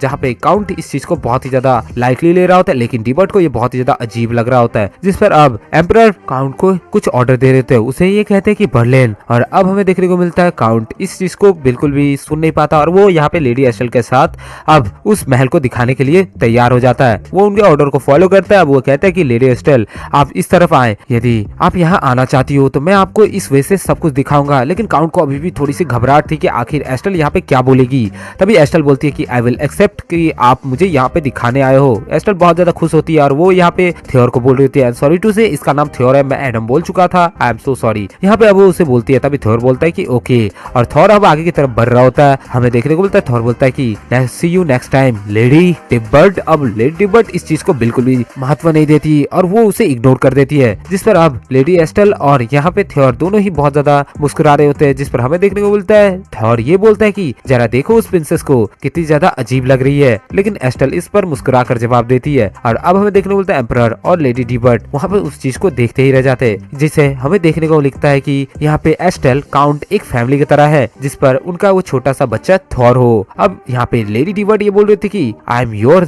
हाइनेस, लेकिन तभी एम्परर उसकी तरफ बहुत ही डाउटफुली और डेविल लुक के साथ देखते हैं और वो उसे वहीं पे छोड़कर अकेले चले जाते हैं। जहाँ पे हमें मालूम पड़ता है डिबर्ट वहाँ पे अकेली खड़ी होती है, लेकिन तभी कुछ ऐसा होता है। हमें मालूम पड़ता है कि यहाँ पे काउंट यहाँ पे एस्टेल से माफी मांगता है और कहता है कि इन सभी के लिए मुझे माफ कीजिएगा मिस मरेन, मैं आपको नहीं जानता और ये सारे डिटेल मुझे बिल्कुल भी नहीं पता थे। जहाँ पे थ्योर व्यस्त रहता और अब हमें मालूम पड़ता है लेडी एस्टेल कहते हैं कि देखो तुम ज्यादा चिंता मत करो, सब कुछ ठीक है। रेदर अब मैं यहाँ पे आ चुकी हूँ तो अब तुम्हें अपसेट होने की बिल्कुल भी जरूरत नहीं अपने योहाइनेस की इस हरकत से। जहाँ काउंट को कुछ भी समझ नहीं आता और लेडी एस्टेल को भी ये चीज अजीब लगता है कि वो किसी और टॉपिक पे एक दूसरे के प्रति बात कर रहे हैं। जहाँ काउंट अब ये कहता है कि आखिर हम दोनों की मिसअंडरस्टैंडिंग हो चुकी है और हम लोग एक दूसरे की दूसरे टॉपिक पे बात कर रहे हैं और ना ही एक रिलेशनशिप के ऊपर। जहाँ अब काउंट टॉपिक छेड़ता है दूसरी की तरफ, लेकिन यहाँ पे एस्टेल कहते हैं कि ओ अच्छा अब समझ में आया। तभी काउंट भी कहते हैं कि यस हाँ आप सही समझे। जहाँ पे अगले पल अब हमें मालूम पड़ता है कि लेडी एस्टेल ये कहती है कि काइजन का टेस्ट उस लड़की के यानी कि उसे यंग लड़कियां पसंद है। जिस पर अब हमें मालूम पड़ता है काउंट इस चीज को सुनता नहीं, बल्कि वो यहाँ पे लेडी एस्टेल को वो पूरी महल दिखाने में व्यस्त रहता है। और अब वो लेडी एस्टेल को कहता है कि इस रूम में आइए लेडी एस्टेल, और हमें देखने को मिलता है वो अगली तरफ वो सारी रूम्स के इंटीरियर को दिखा रहा होता है जो कि बहुत ही ज्यादा खूबसूरत होते हैं। तभी यहाँ पे कमरे की तरफ इंटर करने के साथ ही हमें देखने को मिलता है 3 मेट्स, जहाँ पे वो मिस लेडी एस्टेल के नाम से वो लोग वेलकम करते हैं उनका, और वो ये कह रहे थे कि अब से हम आपके एंटरटेनर और साथ ही इस कैपिटल में आपका ध्यान रखेंगे, यानी कि एक केयर टेकर। जहाँ पे अब काउंट इन सभी का इंट्रोडक्शन करवाता है, कहता है कि ये आपके फुल टाइम मेट्स हैं जो कि आपकी हर चीज की प्रिपेयर करने में मदद करेंगे। काउंट ये कहते हैं कि आप यहाँ पे रह सकती हो, आप दोनों के लिए यहाँ पे कंफर्टेबली रेस्ट करने की एरिया को सही तरीके से बना दिया गया है। जहाँ पे थॉर इस चीज को देखकर पूरी तरह से शॉक होता है और वो कहता है कि सच में बहुत ही ज्यादा अमेजिंग है। जिस पर लेडी एस्टेल कहती है कि हम इस चीज का बहुत ही ज्यादा अप्रिशिएट करते हैं और आपके इस दया के लिए बहुत बहुत धन्यवाद, और सच में हम इसके लिए बहुत ही ज्यादा लकी है। जहाँ अब यहाँ पे लेडी एस्टेल कुछ बोले इससे पहले ही सामने की तरफ से किसी की आवाज आती है। यहाँ पे काउंट अब सामने की तरफ से लेडी एस्टेल को बोलता है कि नहीं नहीं ऐसा कुछ नहीं है, अपने ऊपर कोई भी बटन मत बनाना, और अपने द्वारा तो बिल्कुल भी नहीं। नहीं, जिस पर एस्टेल थोड़ी सी मायूस हो जाती है। लेकिन काउंट इस चीज को सही तरीके से समझ लेते हैं और अब वो मुस्कुराकर जवाब देते हैं कि यदि आप एक ब्रदर की चाहते हो, जिस पर वो ये कहता है कि क्या मैं आप पे एक फेवर कर सकता हूँ अभी के लिए। जहाँ पे उन दोनों के बीच अब बातचीत चल रही होती है। थॉर गार्डन पे चला जाता है, जिस पर हमें देखने को मिलता है वो लोग आपस में ये बात करते हैं कि वहाँ पे काउंट बोल रहे होते कि मैं सीधा मुद्दे पे आता हूँ, जिस पर काउंट अगले की तरफ ये बोलते हैं कि आप यहाँ पे अभी कैपिटल पे क्यों आए हो। आई होप आपको यहाँ पे सभी चीजें सही तरीके से पता चल गई हो कि आखिर एम्प्रेस डॉगर एक सीक्रेट था। जिस पर हमें मालूम पड़ता है यदि जिन लोगों ने पिछले एपिसोड को देखा उन्हें एम्प्रेस डॉगर के बारे में मालूम होगा। वो यहाँ पे हमारे एम्परर की दादी माँ थी।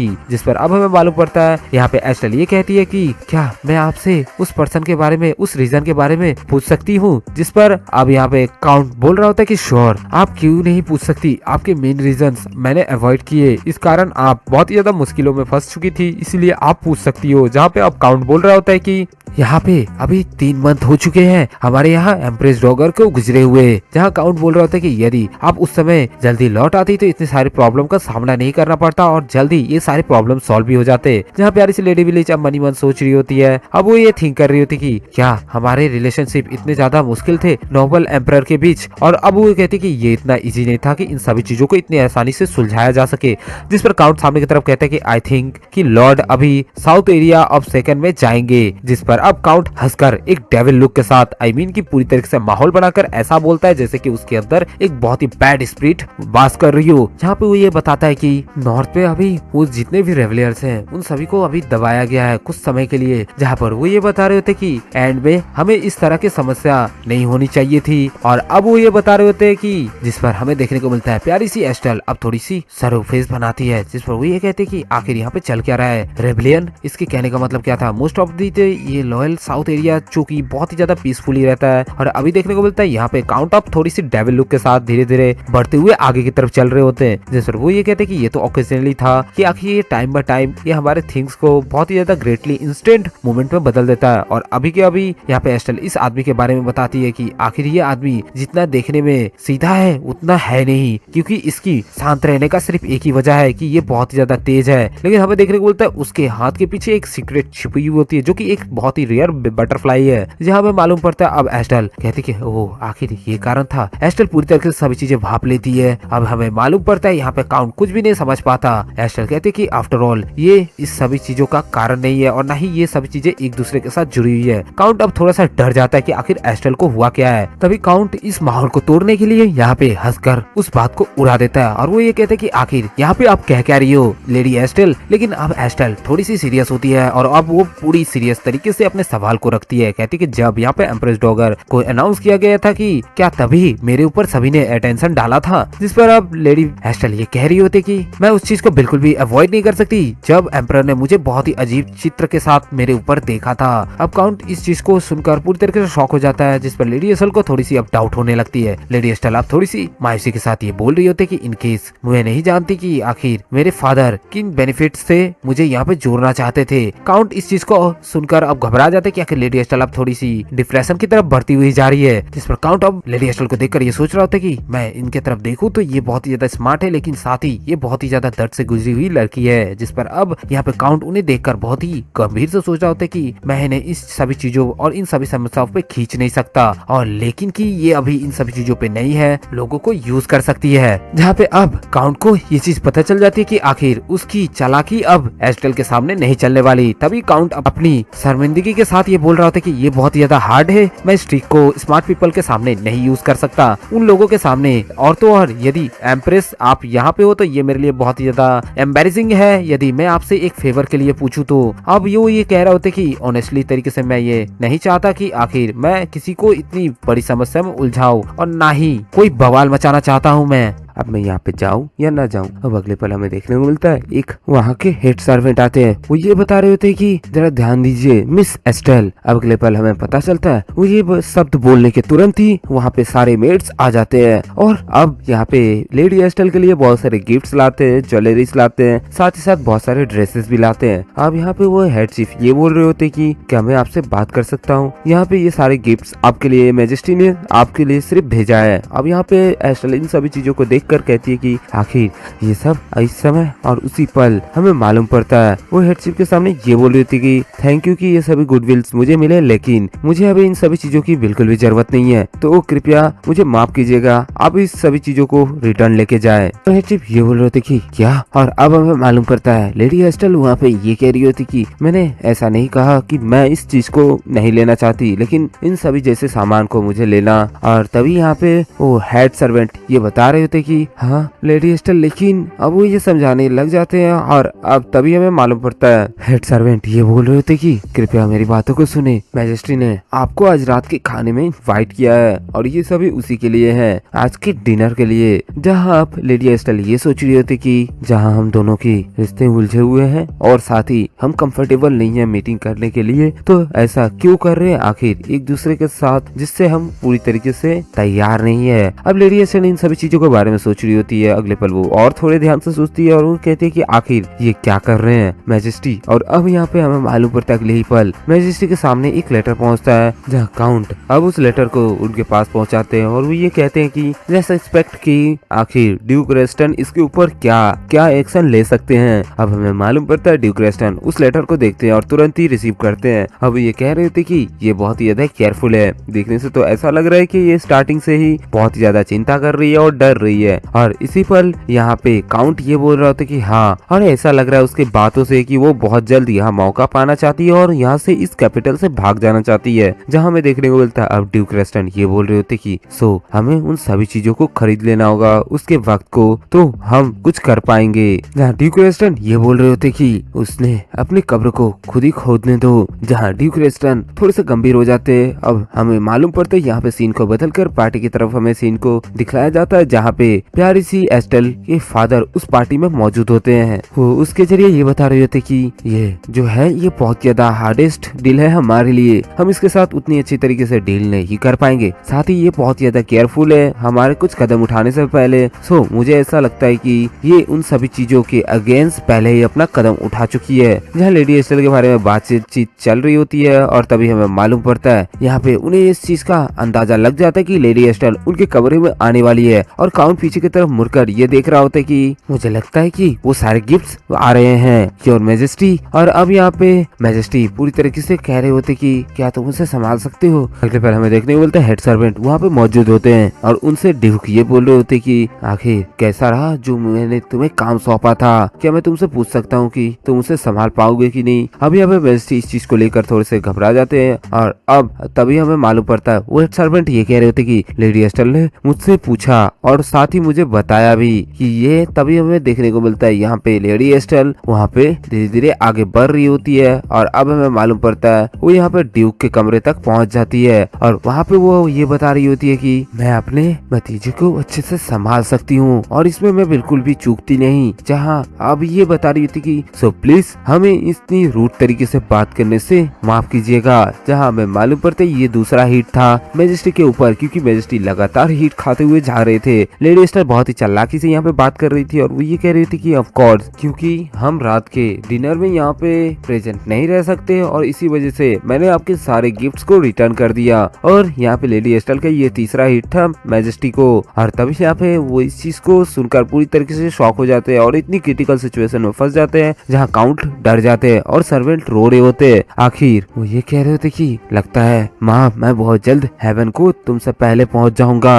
अब वो दोनों ही रो रहे होते हैं जहाँ मनी मन काउंट ये सोच रहा होता है कि मैजेस्टी ने यहाँ पे उसके लिए ड्रेसेस भेजे थे, ज्वेलरीज भेजे थे उस वुमेन के लिए यानी कि लेडी एस्टेल के लिए। अब तभी हमें मालूम पड़ता है मैजेस्टी यहाँ पे खड़े हो जाते हैं और अब हमें देखने को मिलता है वो मनी मन ये सोच रहे होते कि मैं उस औरत के साथ यहाँ पे 6 साल पास्ट में करीब रहने के बाद भी अभी भी मैंने लेकिन उसे गिफ्ट दिया और उसने सारे गिफ्ट्स को रिटर्न भी कर दिया। जहाँ मैजेस्टी ये कह रहे होते कि बस एक छोटी सी कारण के लिए। और अब वो थोड़े से गुस्सा हो रहे होते जिससे यहाँ पे हेड सर्वेंट पूरी तरीके से डर जाता है और अब ये कह रहे होते कि वो ऐसा चाहती है कि उनके चाइल्ड अभी भी बहुत ही ज्यादा छोटे हैं तो इस वजह से वो उन्हें खाते हुए देखना चाहती है। और अब इस बात को छेड़कर यहाँ पे हेड सर्वेंट ने बहुत बड़ी गलती कर दी ऐसा लग रहा था। जहाँ ये कह रहे थे कि इन सभी चीजों को मैं यहाँ पे मेट के ऊपर नहीं छोड़ सकता क्योंकि वो उन सभी चीजों में ट्रस्ट नहीं करते, साथ ही वो किसी में भी ट्रस्ट नहीं करते। जहाँ अब हमें मालूम पड़ता है वो ये कहते हैं कि अब ये सब एक्सप्लेन करने का समय नहीं है मुझे, मेट्स को और इन सभी हैबिट्स के बारे में कि आखिर वो किस तरीके से लिंकिंग करता है। जहाँ अब काउंट ये पूछ रहा होता है योर मैजेस्टी, और तभी यहाँ पे मैजेस्टी ये बोल रहे थे कि सो मैं अभी ऐसा कोई भी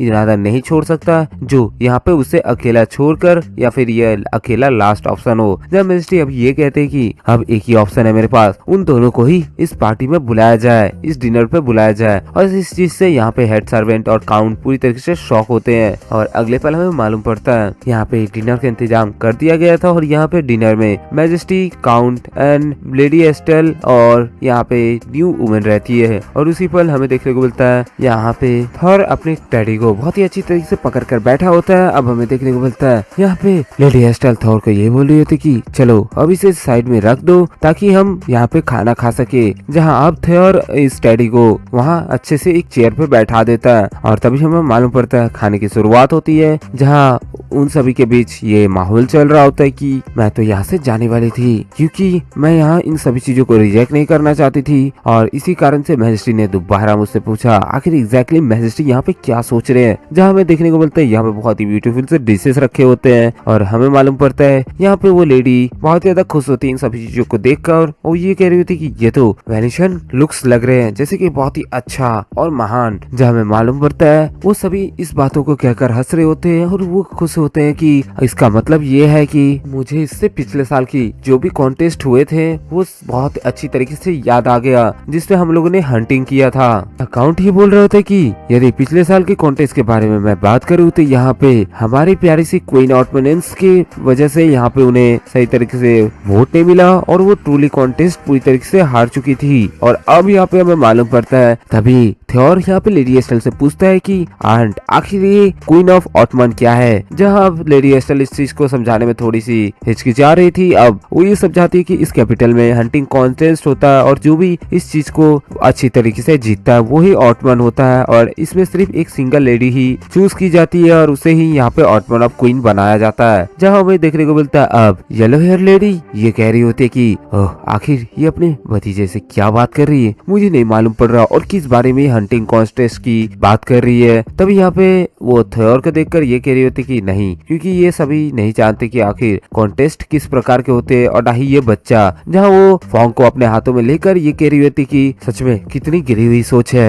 और अब हमें देखने को मिलता है लेडी एस्टेल वहाँ पे अपने खाने को खाना स्टार्ट ही करती है कि तभी उसके सामने से बहुत सारे बोल मारे जाते हैं और वो ये कह रही होती कि सच में ये अपने पूरे जीवन में भी ऐसे ग्रेट फेस्टिवल्स नहीं देख पाते, आखिर कितने गरीब और कितने लाचार हैं ये। और उसी पल हमें देखने को मिलता है तभी काउंट इस चीज को हटाने के लिए अपनी बात को छेड़ता है और वो यहाँ पे ये कह रहा होता है कि आई थिंक लेडी एस्टेल यहाँ पे और ज्यादा एक्सपेंसिव है और उससे ज्यादा मैं यदि बात करूँ तो वो यहाँ पे हंटिंग कॉन्टेस्ट के बारे में बात करना चाहती है। अब काउंट थोड़ा सा घबरा रहा होता है क्योंकि यहाँ पे लेडी एस्टेल का नाम उसने ले लिया था। अब ये कह रहा होता है कि आखिर इस बारे में क्या सोच रही है, क्या आप इस बारे में कुछ कहना नहीं चाहती। जहाँ लेडी एस्टेल अब यहाँ पे हंटिंग कॉन्टेस्ट के बारे में सोच रही होती है और हमें मालूम पड़ता है वो ये अगले पल कहती है कि 17 इयर्स ओल्ड, मैं यदि बताऊं तो हंटिंग कॉन्टेस्ट जब यहाँ पे मैजेस्टी 17 साल के थे तो मुझे लगता है कि यहाँ उनके समय में ये कॉन्टेस्ट बहुत ही ज्यादा अच्छा चला होगा।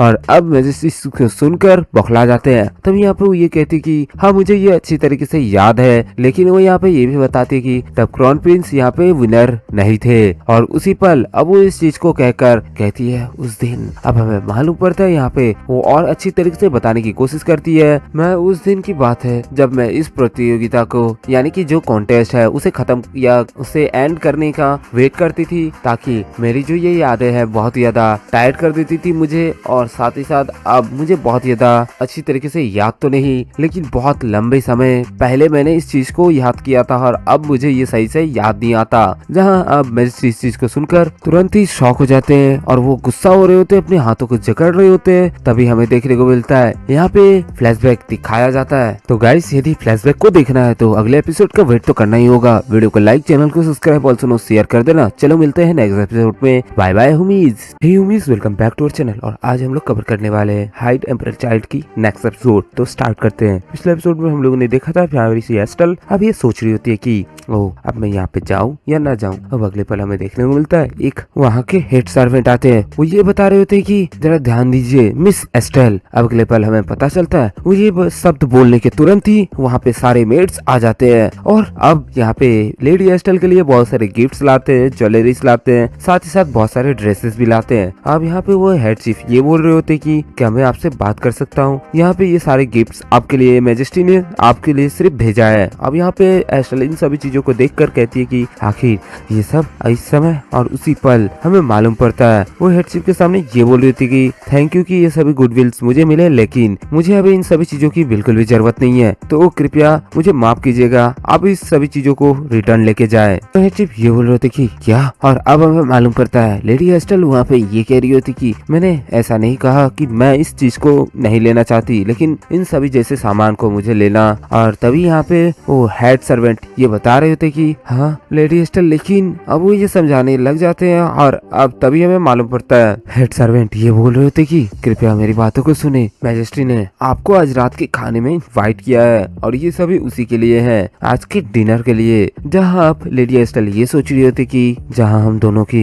रिश्ते उलझे हुए हैं और साथ ही हम कंफर्टेबल नहीं है मीटिंग करने के लिए, तो ऐसा क्यों कर रहे हैं आखिर एक दूसरे के साथ जिससे हम पूरी तरीके से तैयार नहीं है। अब लेडी एस्टेल इन सभी चीजों के बारे में सोच रही होती है। अगले पल वो और थोड़े ध्यान से सोचती है और वो कहती है कि आखिर ये क्या कर रहे हैं मैजेस्टी। और अब यहाँ पे हमें मालूम पड़ता है अगले ही पल मैजेस्टी के सामने एक लेटर पहुँचता है, जहाँ काउंट अब उस लेटर को उनके पास पहुँचाते हैं और वो ये कहते हैं कि जैसा एक्सपेक्ट की आखिर ड्यूक रेस्टन इसके ऊपर क्या क्या एक्शन ले सकते हैं। अब हमें मालूम पड़ता है ड्यूक रेस्टन उस लेटर को देखते हैं और तुरंत ही रिसीव करते हैं। अब ये कह रहे थे कि ये बहुत ही ज्यादा केयरफुल है, देखने से तो ऐसा लग रहा है कि ये स्टार्टिंग से ही बहुत ही ज्यादा चिंता कर रही है और डर रही है। और इसी पल यहाँ पे काउंट ये बोल रहा था कि हाँ, और ऐसा लग रहा है उसके बातों से कि वो बहुत जल्द यहाँ मौका पाना चाहती है और यहाँ से इस कैपिटल से भाग जाना चाहती है, जहाँ हमें देखने को मिलता है अब ड्यूक रेस्टन ये बोल रहे होते कि सो हमें उन सभी चीजों को खरीद लेना होगा, उसके वक्त को तो हम कुछ कर पाएंगे। जहाँ ड्यूक रेस्टन ये बोल रहे होते कि उसने अपनी कब्र को खुद ही खोदने दो, जहाँ ड्यूक रेस्टन थोड़े से गंभीर हो जाते हैं। अब हमें मालूम पड़ता है यहाँ पे सीन को बदलकर पार्टी की तरफ हमें सीन को दिखलाया जाता है, जहाँ पे प्यारी सी एस्टेल के फादर उस पार्टी में मौजूद होते हैं। वो उसके जरिए ये बता रहे होते कि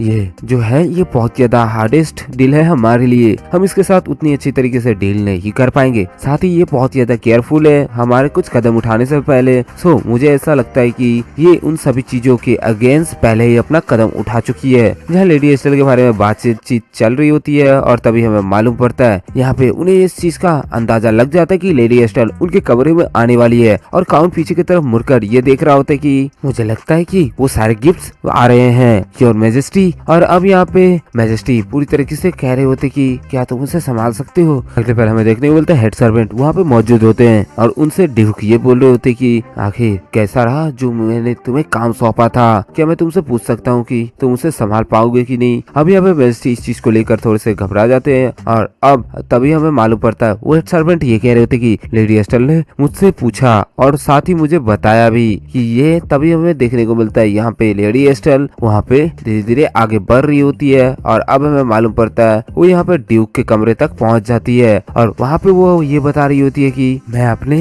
भतीजे को अच्छे से संभाल सकती हूँ और इसमें मैं बिल्कुल भी चूकती नहीं। जहाँ अब ये बता रही होती कि सो प्लीज हमें इतनी रूड तरीके से बात करने से माफ कीजिएगा। जहाँ हमें मालूम पड़ता है ये दूसरा हिट था मैजेस्टी के ऊपर, क्योंकि मैजेस्टी लगातार हिट खाते हुए जा रहे थे। लेडी एस्टेल बहुत ही चालाकी से यहाँ पे बात कर रही थी और वो ये कह रही थी कि ऑफ कोर्स क्योंकि हम रात के डिनर में यहाँ पे प्रेजेंट नहीं रह सकते और इसी वजह से मैंने आपके सारे गिफ्ट्स को रिटर्न कर दिया। और यहाँ पे लेडी एस्टेल का ये तीसरा हिट था मैजेस्टी को और तभी यहाँ पे वो इस चीज को सुनकर पूरी तरीके से शॉक हो जाते हैं और इतनी क्रिटिकल सिचुएशन में फंस जाते हैं जहाँ काउंट डर जाते हैं और सर्वेंट रो रहे होते हैं। आखिर वो ये कह रहे होते कि लगता है माँ मैं बहुत जल्द हेवन को तुमसे पहले पहुंच जाऊंगा।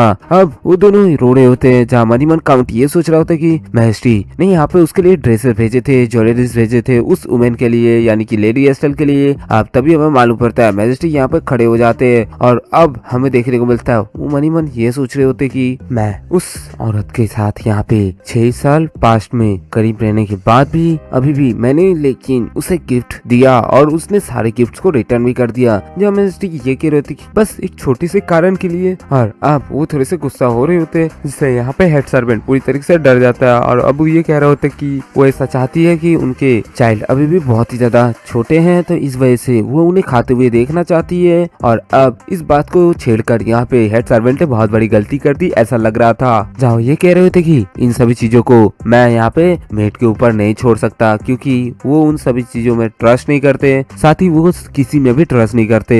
जहाँ अब हमें मालूम पड़ता है वो ये कहते हैं कि अब ये सब एक्सप्लेन करने का समय नहीं है मुझे मेट्स को और इन सभी हैबिट्स के बारे में कि आखिर वो किस तरीके से लिंकिंग करता है। जहाँ अब काउंट ये पूछ रहा होता है योर मैजेस्टी, और तभी यहाँ पे मैजेस्टी ये बोल रहे थे कि सो मैं अभी ऐसा कोई भी इरादा नहीं छोड़ सकता जो यहाँ पे उसे अकेला छोड़कर या फिर ये अकेला लास्ट ऑप्शन हो। जब मैजेस्टी अब ये कहते हैं कि अब एक ही ऑप्शन है मेरे पास, उन दोनों को ही इस पार्टी में बुलाया जाए, इस डिनर पे बुलाया जाए। और इस चीज से यहाँ पे हेड सर्वेंट और काउंट पूरी तरीके से शॉक होते हैं और अगले पल हमें मालूम पड़ता है यहाँ पे डिनर का इंतजाम कर दिया गया था और यहाँ पे डिनर में मैजेस्टी, काउंट एंड लेडी एस्टेल और यहाँ पे न्यू वुमेन रहती है। और उसी पल हमें देखने को मिलता है यहाँ पे थॉर अपने टैडी को बहुत ही अच्छी तरीके से पकड़ कर बैठा होता है। अब हमें देखने को मिलता है यहाँ पे लेडी एस्टेल थॉर को ये बोल रही होती कि चलो अब इसे साइड में रख दो ताकि हम यहाँ पे खाना खा सके। जहाँ अब थॉर इस टैडी को वहाँ अच्छे से एक चेयर पे बैठा देता है और तभी हमें मालूम पड़ता है खाने की शुरुआत होती है। जहाँ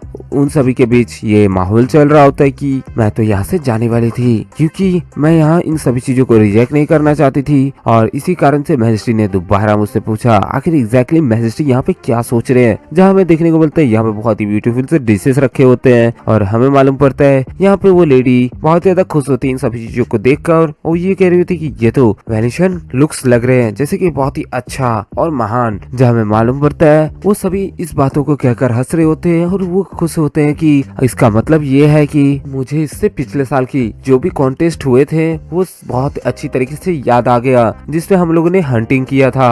अकाउंट ही बोल रहे होते कि यदि पिछले साल के कॉन्टेस्ट के बारे में मैं बात करूँ तो यहाँ पे हमारी प्यारी सी क्वीन ऑटमनेंस की वजह से यहाँ पे उन्हें सही तरीके से वोट नहीं मिला और वो ट्रूली कॉन्टेस्ट पूरी तरीके से हार चुकी थी। और अब यहाँ पे हमें मालूम पड़ता है तभी थॉर यहाँ पे लेडी एस्टेल से पूछता है कि आंट आखिर ये क्वीन ऑफ ऑटमन क्या है। जहाँ अब लेडी एस्टेल इस चीज को समझाने में थोड़ी सी हिचकिचा रही थी। अब वो ये समझाती है कि इस कैपिटल में हंटिंग कॉन्टेस्ट होता है और जो भी इस चीज को अच्छी तरीके से जीतता है वो ही ऑटमन होता है और इसमें सिर्फ एक सिंगल लेडी ही चूज की जाती है और उसे ही यहाँ पे ऑटमन ऑफ क्वीन बनाया जाता है। जहाँ हमें देखने को मिलता है अब येलो हेयर लेडी ये कह रही होती है कि आखिर ये अपने भतीजे से क्या बात कर रही है, मुझे नहीं मालूम पड़ रहा और किस बारे में हंटिंग कॉन्टेस्ट की बात कर रही है। तभी यहाँ पे वो थॉर को देखकर ये कह रही होती कि नहीं, क्योंकि ये सभी नहीं जानते कि आखिर कॉन्टेस्ट किस प्रकार के होते हैं और ना ही ये बच्चा। जहाँ वो फॉन्ग को अपने हाथों में लेकर ये कह रही होती कि सच में कितनी गिरी हुई सोच है। और अब हमें देखने को मिलता है लेडी एस्टेल वहाँ पे अपने खाने को खाना स्टार्ट ही करती है कि तभी उसके सामने से बहुत सारे बोल मारे जाते हैं और वो ये कह रही होती कि सच में ये अपने पूरे जीवन में भी ऐसे ग्रेट फेस्टिवल्स नहीं देख पाते, आखिर कितने गरीब और कितने लाचार हैं ये। और उसी पल हमें देखने को मिलता है तभी काउंट इस चीज को हटाने के लिए अपनी बात को छेड़ता है और वो यहाँ पे ये कह रहा होता है कि आई थिंक लेडी एस्टेल यहाँ पे और ज्यादा एक्सपेंसिव है और उससे ज्यादा मैं यदि बात करूँ तो वो यहाँ पे हंटिंग कॉन्टेस्ट के बारे में बात करना चाहती है। अब काउंट थोड़ा सा घबरा रहा होता है क्योंकि यहाँ पे लेडी एस्टेल का नाम उसने ले लिया था। अब ये कह रहा होता है कि आखिर इस बारे में क्या सोच रही है, क्या आप इस बारे में कुछ कहना नहीं चाहती। जहाँ लेडी एस्टेल अब यहाँ पे हंटिंग कॉन्टेस्ट के बारे में सोच रही होती है और हमें मालूम पड़ता है वो ये अगले पल कहती है कि 17 इयर्स ओल्ड, मैं यदि बताऊं तो हंटिंग कॉन्टेस्ट जब यहाँ पे मैजेस्टी 17 साल के थे तो मुझे लगता है कि यहाँ उनके समय में ये कॉन्टेस्ट बहुत ही ज्यादा अच्छा चला होगा। और अब मैजेस्टी को सुनकर बौखला जाते हैं। तब यहाँ पे वो ये कहती कि हाँ मुझे ये अच्छी तरीके से याद है, लेकिन वो यहाँ पे ये भी बताती कि तब क्राउन प्रिंस यहाँ पे विनर नहीं थे। और उसी पल अब वो इस चीज को कहकर कहती है उस दिन। अब हमें मालूम पड़ता है यहाँ पे वो और अच्छी तरीके से बताने की कोशिश करती है। मैं उस दिन की बात है जब मैं इस प्रतियोगिता को यानी कि जो कॉन्टेस्ट है उसे खत्म या उसे एंड करने का वेट करती थी ताकि मेरी जो ये यादें है बहुत ज्यादा टायर्ड कर देती थी मुझे। और साथ ही साथ अब मुझे बहुत ज्यादा अच्छी तरीके से याद तो नहीं, लेकिन बहुत लंबे समय पहले मैंने इस चीज को याद किया था और अब मुझे ये सही से याद नहीं आता। जहाँ अब मैं इस चीज को सुनकर तुरंत ही शॉक हो जाते हैं और वो गुस्सा हो रहे होते हैं, अपने हाथों को जकड़ रहे होते हैं। तभी हमें देखने को मिलता है यहाँ पे फ्लैशबैक दिखाया जाता है। डिनर पार्टी में सभी का वेट कर रहे होते हैं और उस समय वो एक चीज सोच रहे रहे होते हैं। और उसके बाद हमें ये देखने को मिलता है कि हमें एक फ्लैशबैक दिखाया जाता है जो कि 9 साल पहले 9 इयर्स एगो के बाद हमें उसकी स्टोरी मालूम पड़ती है, जो कि यहाँ पे प्यारी एस्टेल और उसके कॉन्टेस्ट को लेकर है, जो कि यहाँ पे एडम ने अपने प्यारी सी मम्मा से पूछा था। अब यहाँ पे प्यारी सी एस्टेल ये कह रही होती कि उस दिन वो कॉन्टेस्ट हुआ था और वहाँ पे वो बैठे बैठे ये बता रही थी मनी मन की, जब मैं यहाँ पे गई थी उस कॉन्टेस्ट पे तो उसके एड होते होते मैं पूरी तरीके से बोरिंग हो चुकी थी और मुझे बोर फील पूरा हो रहा था। जहाँ मनी मन सोच रही थी कि यहाँ पे काइजन ने बोला था कि वो बहुत जल्द आएगा और वो मेरे लिए बेस्ट प्रेयर करेगा, तो मुझे बस यहाँ पे थोड़ा वेट करना होगा। जहाँ अब हमें देखने को मिलता है वो उनके बारे में सोचती है और कहते हैं कि काइजन आई होप तुम बहुत जल्द रिटर्न आ जाओगे। जहाँ हमें मालूम पड़ता है काइजन यहाँ पे फॉरेस्ट इलाके में जाते हैं और वो वहाँ शिकार के लिए जा रहे होते हैं और उस समय वो शिकार के तौर पे ही रहे होते हैं और उसी पल हमें देखने को मिलता है उनके गार्ड असिस्टेंट सभी लोग वहाँ पे होते हैं और उनमें से एक असिस्टेंट उनका ये बोल रहा होता कि आखिर कैसे हो महान मैजेस्टी। अब हमें मालूम पड़ता है वो यहाँ पे हिरन की शिकार कर रहे होते हैं और वहाँ पे वो गार्ड उस हिरन को पकड़ रहे होते हैं जो कि अभी भी हंट हुआ है। अब यहाँ पे प्यारे से काइजन ये बोल रहे होते कि इतना अभी हमारे लिए काफी नहीं है, हमें और ज्यादा चाहिए। तभी वो अपने गार्ड्स को ये ऑर्डर देते हैं, देखो जरा यहाँ सामने और भी ज्यादा मिले तो मुझे बताओ। जहाँ उनके असिस्टेंट ये बोल रहे थे कि योर मैजेस्टी ठीक है हम ध्यान रखेंगे। और तभी वो लोग सफर पे जाते हैं घोड़े की सवारी से, जहाँ हमें जंगल का एरिया दिखाया जाता है और अब हमें काइजन देखने को मिलते हैं। काइजन अब ये बोलते हैं कि रुक जाओ जरा, अब वो उन्हें रोक देते हैं। काइजन को कुछ महसूस होता है और तभी काइजन देखते हैं एक येलो पेल वहीं पे खड़ा था, वो भी बहुत ही सुंदर सा था। काइजन कहते हैं कि यस यही तो मुझे चाहिए था, ये एक उसके बाद मेरा काम पूरा हुआ। जहाँ पे अब काइजन अपने तीर कमान को निकाल रहे होते हैं और एरो को निकाल कर वहाँ अपने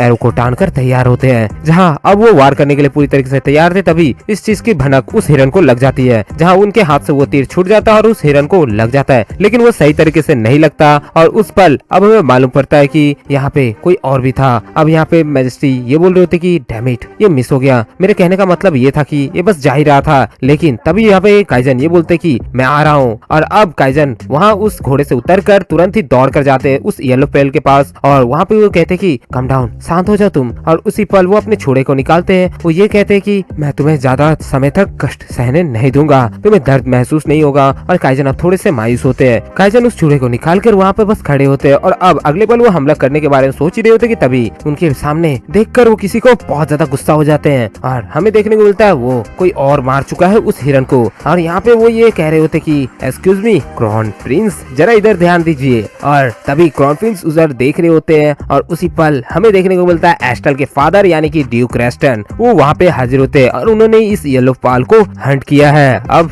काइजन यहाँ पे उठ खड़े हो जाते हैं उनके सामने और वो येलो पेल वहीं पे गिरा होता है जख्मी। जहाँ काइजन उसकी तरफ देख रहे होते हैं और वहाँ हमें देखने को मिलता है उसकी बहुत सारे ब्लड्स पहले ही निकल चुके हैं। और उनके असिस्टेंट ये देखकर कहते हैं कि हमारे रॉयल प्रिंस और रॉयल हाइनेस यहाँ पे। और काइजन कहते हैं आखिर हुआ क्या है। काइजन उनसे देखते हैं और तभी उनके असिस्टेंट बहुत ज्यादा डरे हुए होते हैं, वो सभी घबराए हुए होते हैं जैसे कि उनसे बहुत बड़ी भूल हो चुकी हो। ड्यूक रेस्टन वहाँ पे बहुत ही शान से खड़े होते हैं और तभी काइजन गुस्से के मारे वहाँ अपने आप को रोके हुए होते हैं। वो ये कहते हैं कि ये कोई बड़ी बात नहीं है, मैं ड्यूक के साथ उसी समय उस शिकार पे तलाश कर रहा था कि आखिर इसको किसने मारा और इसीलिए हम कुछ देर आपस में बातें कर रहे थे। और उसी पल कोई कहता है कि हाँ सही है। और ड्यूक रेस्टन बहुत ही अजीब तरीके से स्माइल कर रहे होते हैं जैसे कि उनके दिमाग में बहुत ही शैतानी सा प्लानिंग चल रहा हो। और हमें मालूम पड़ता है यहाँ पे काइजन को कोई रोकता है, your highness your royal princess और योर हाइनेस। यहाँ पे ये सारी बातें वो लोग बोल रहे होते हैं, मतलब वो लोग इस तरीके से घबरा चुके थे कि उनसे बहुत बड़ी भूल हो चुकी है। और तभी काइजन मनी मन सोच रहे थे कि हंगामा मचाना अच्छी बात नहीं, यहाँ पे शोर गल्ला कम करो। यहाँ पे वो ये बात मनी मन सोच रहे होते हैं जहाँ वो अपने दांतों को बहुत ही सख्ती से पकड़कर ये कह रहे होते कि शांत हो जाओ, सब्र रखो अपने आप में ही। वो अपने आप को दिलासा दे रहे होते हैं और उनके असिस्टेंट इस चीज को बहुत ही गंभीर तरीके से देख रहे होते हैं। और तभी हमें मालूम पड़ता है उनमें से एक असिस्टेंट ये कहता है कि सिटी की साउंड आ चुकी है और अब हमारे वापस जाने का समय हो चुका है। उसी पल वहाँ पे कोई कह रहा होता है ओके तो चलो हम लोग चले। और हमें देखने को मिलता है यहाँ पे उस येलो पाल बहुत ही अच्छी तरीके से सजाया जाता है। और तभी हमें देखने को मिलता है एक और क्राउन प्रिंस वहाँ पे मौजूद होते हैं और वो ये कह रहे होते कि जहाँ अपने स्लॉट को उनके कंधे में तान कर ये कह रहे होते कि यहाँ पे क्राउन प्रिंस आखिर सबसे अच्छा अधिक और अच्छा शिकारी बन चुका है। और वो ये कहते कि द बेस्ट प्रे। अब हमें मालूम पड़ता है लेडी एस्टेल वहाँ पे नजर आती है और इस ईयर दी चैंपियन टाइटल मिलता है। और उसी पल हमें देखने को मिलता है यहाँ पे क्राउन प्रिंस काइजन उस माले को लेकर उन्हें रिवॉर्ड देने के लिए आगे बढ़ते हैं। और अब वो दोनों की एक बहुत ही ब्यूटीफुल सी मूवमेंट हमें एक वक्त के लिए देखने को मिलती है। तभी यहाँ पे क्राउन प्रिंस काइजन ये कह रहे होते कि एस्टेल क्या आप मेरी क्वीन बनोगी इस ऑटमन का। अब वहाँ पे वो माला को लेकर उन्हें सामने से सीधा प्रपोज कर डालते हैं, जहाँ एस्टेल इस चीज को सुनकर शॉक होती है। अगले पल एस्टेल बहुत ही खुशी से कहते हैं कि ये मेरे लिए गर्व की बात होगी कि मैं आपकी यहाँ पे रॉयल योर हाइनेस बनूंगी, जहाँ पे अब उनके ऊपर वो क्रोन पहना दिया जाता है। और तभी हमें देखने को मिलता है प्यारे से एस्टेल ये कहते कि हमारे रॉयल योर हाइनेस। अब हमें देखने को मिलता है काइजन इस चीज का प्लानिंग आखिर क्यों कर रहे थे उन्हें भी बहुत अच्छी तरीके से पता है। काइजन इस चीज को देखकर तुरंत ही बोलते कि मैं बहुत ज्यादा थक चुका हूँ तो मैं वापस जा रहा हूँ। अब काइजन वहाँ से निकल जाते हैं और एस्टेल वहीं की वहीं खड़ी रहती है। तभी एस्टेल थोड़ी सी घबराई हुई होती है और शौक होती है कि आखिर काइजन को अभी तुरंत ही क्या हुआ।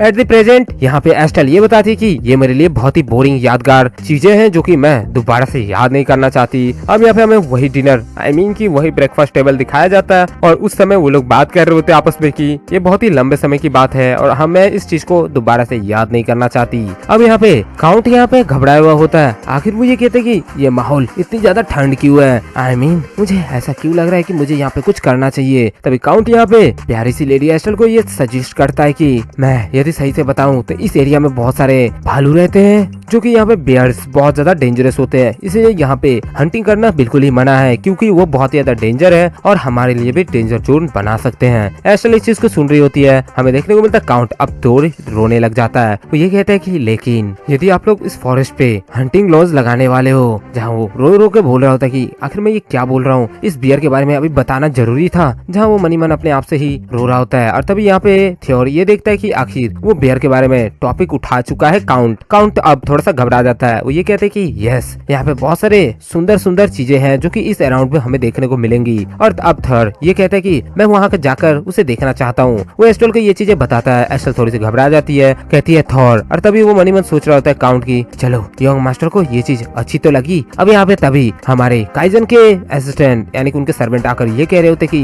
योर मैजेस्टी, वो उन्हें कुछ इन्फॉर्मेशन देते हैं और उस चीज को सही से सुन रहे होते हैं। काउंट इस चीज को घात लगाए बैठा होता है और वो सही से देख रहा होता है कि अगर यहाँ पे चल के आ रहा है। तभी यहाँ पे काइजन ये बोल रहे होते कि अभी मुझे कुछ काम है तो मुझे यहाँ पे जाना पड़ेगा। और काउंट इस चीज को समझ जाते हैं। काउंट अब देखते हैं पीछे की तरफ, यहाँ पे हमें मालूम पड़ता है येलो हेयर वाली लेडी जो कि यहाँ पे अब उनका वेट कर रही थी और वो ये कहती कि आखिर मुझे अब क्या करना चाहिए। और तभी वो बहुत ही डेविल लुक के साथ ये कहते कि नेक्स्ट टाइम यदि उस बच्चे को तुम लोग इस पैलेस पे लाते हो तो प्लीज उसे प्रॉपर तरीके से टीच करना और उसे अच्छी तरीके से मैनर सिखाना। जहाँ हमें देखने को मिलता है लेडी एस्टेल इस चीज को सुन रही होती है और वो फिर भी बोले जा रही थी आफ्टर ऑल वो चाइल्ड अपने विदाउट पेरेंट के साथ आया है जो कि यहाँ पे उसे कवर करने के लिए कोई है भी नहीं। तो यहाँ पे वेल मैं तुम्हें बताना चाहती थी। तभी हमें देखने को मिलता है एस्टेल की वो पुरानी यादें जो कि बहुत ही भयानक और दर्दनाक थी। वो ये बताती है कि वो मुझ पर नहीं बल्कि मुझ पर हमला कर रही है जो कि बिना माँ की बच्ची है। अब वो बिना माँ की बच्ची बिना माँ के साथ ही बड़ी होती है और यहाँ पे एस्टेल अब इस चीज को बहुत ही दर्दनाक तरीके से बता रही होती है। तभी अगले पल वो बहुत ही अच्छे से हंस के यहाँ पे येलो हेयर लेडी को ये बताती है कि लेडी मारेन, आपको पता है कि आपके पेरेंट्स तो यहाँ पे थे और आप बहुत ही लाड प्यार में पड़ी हो तो आप इस चीज की अहमियत नहीं समझोगी। जहाँ वो मुंह तोड़ जवाब देती है। काउंट वहाँ पे इस चीज से घबरा जाता है और तभी हमें देखने को मिलता है जहाँ वो ये कहते हैं कि क्या तुम इतने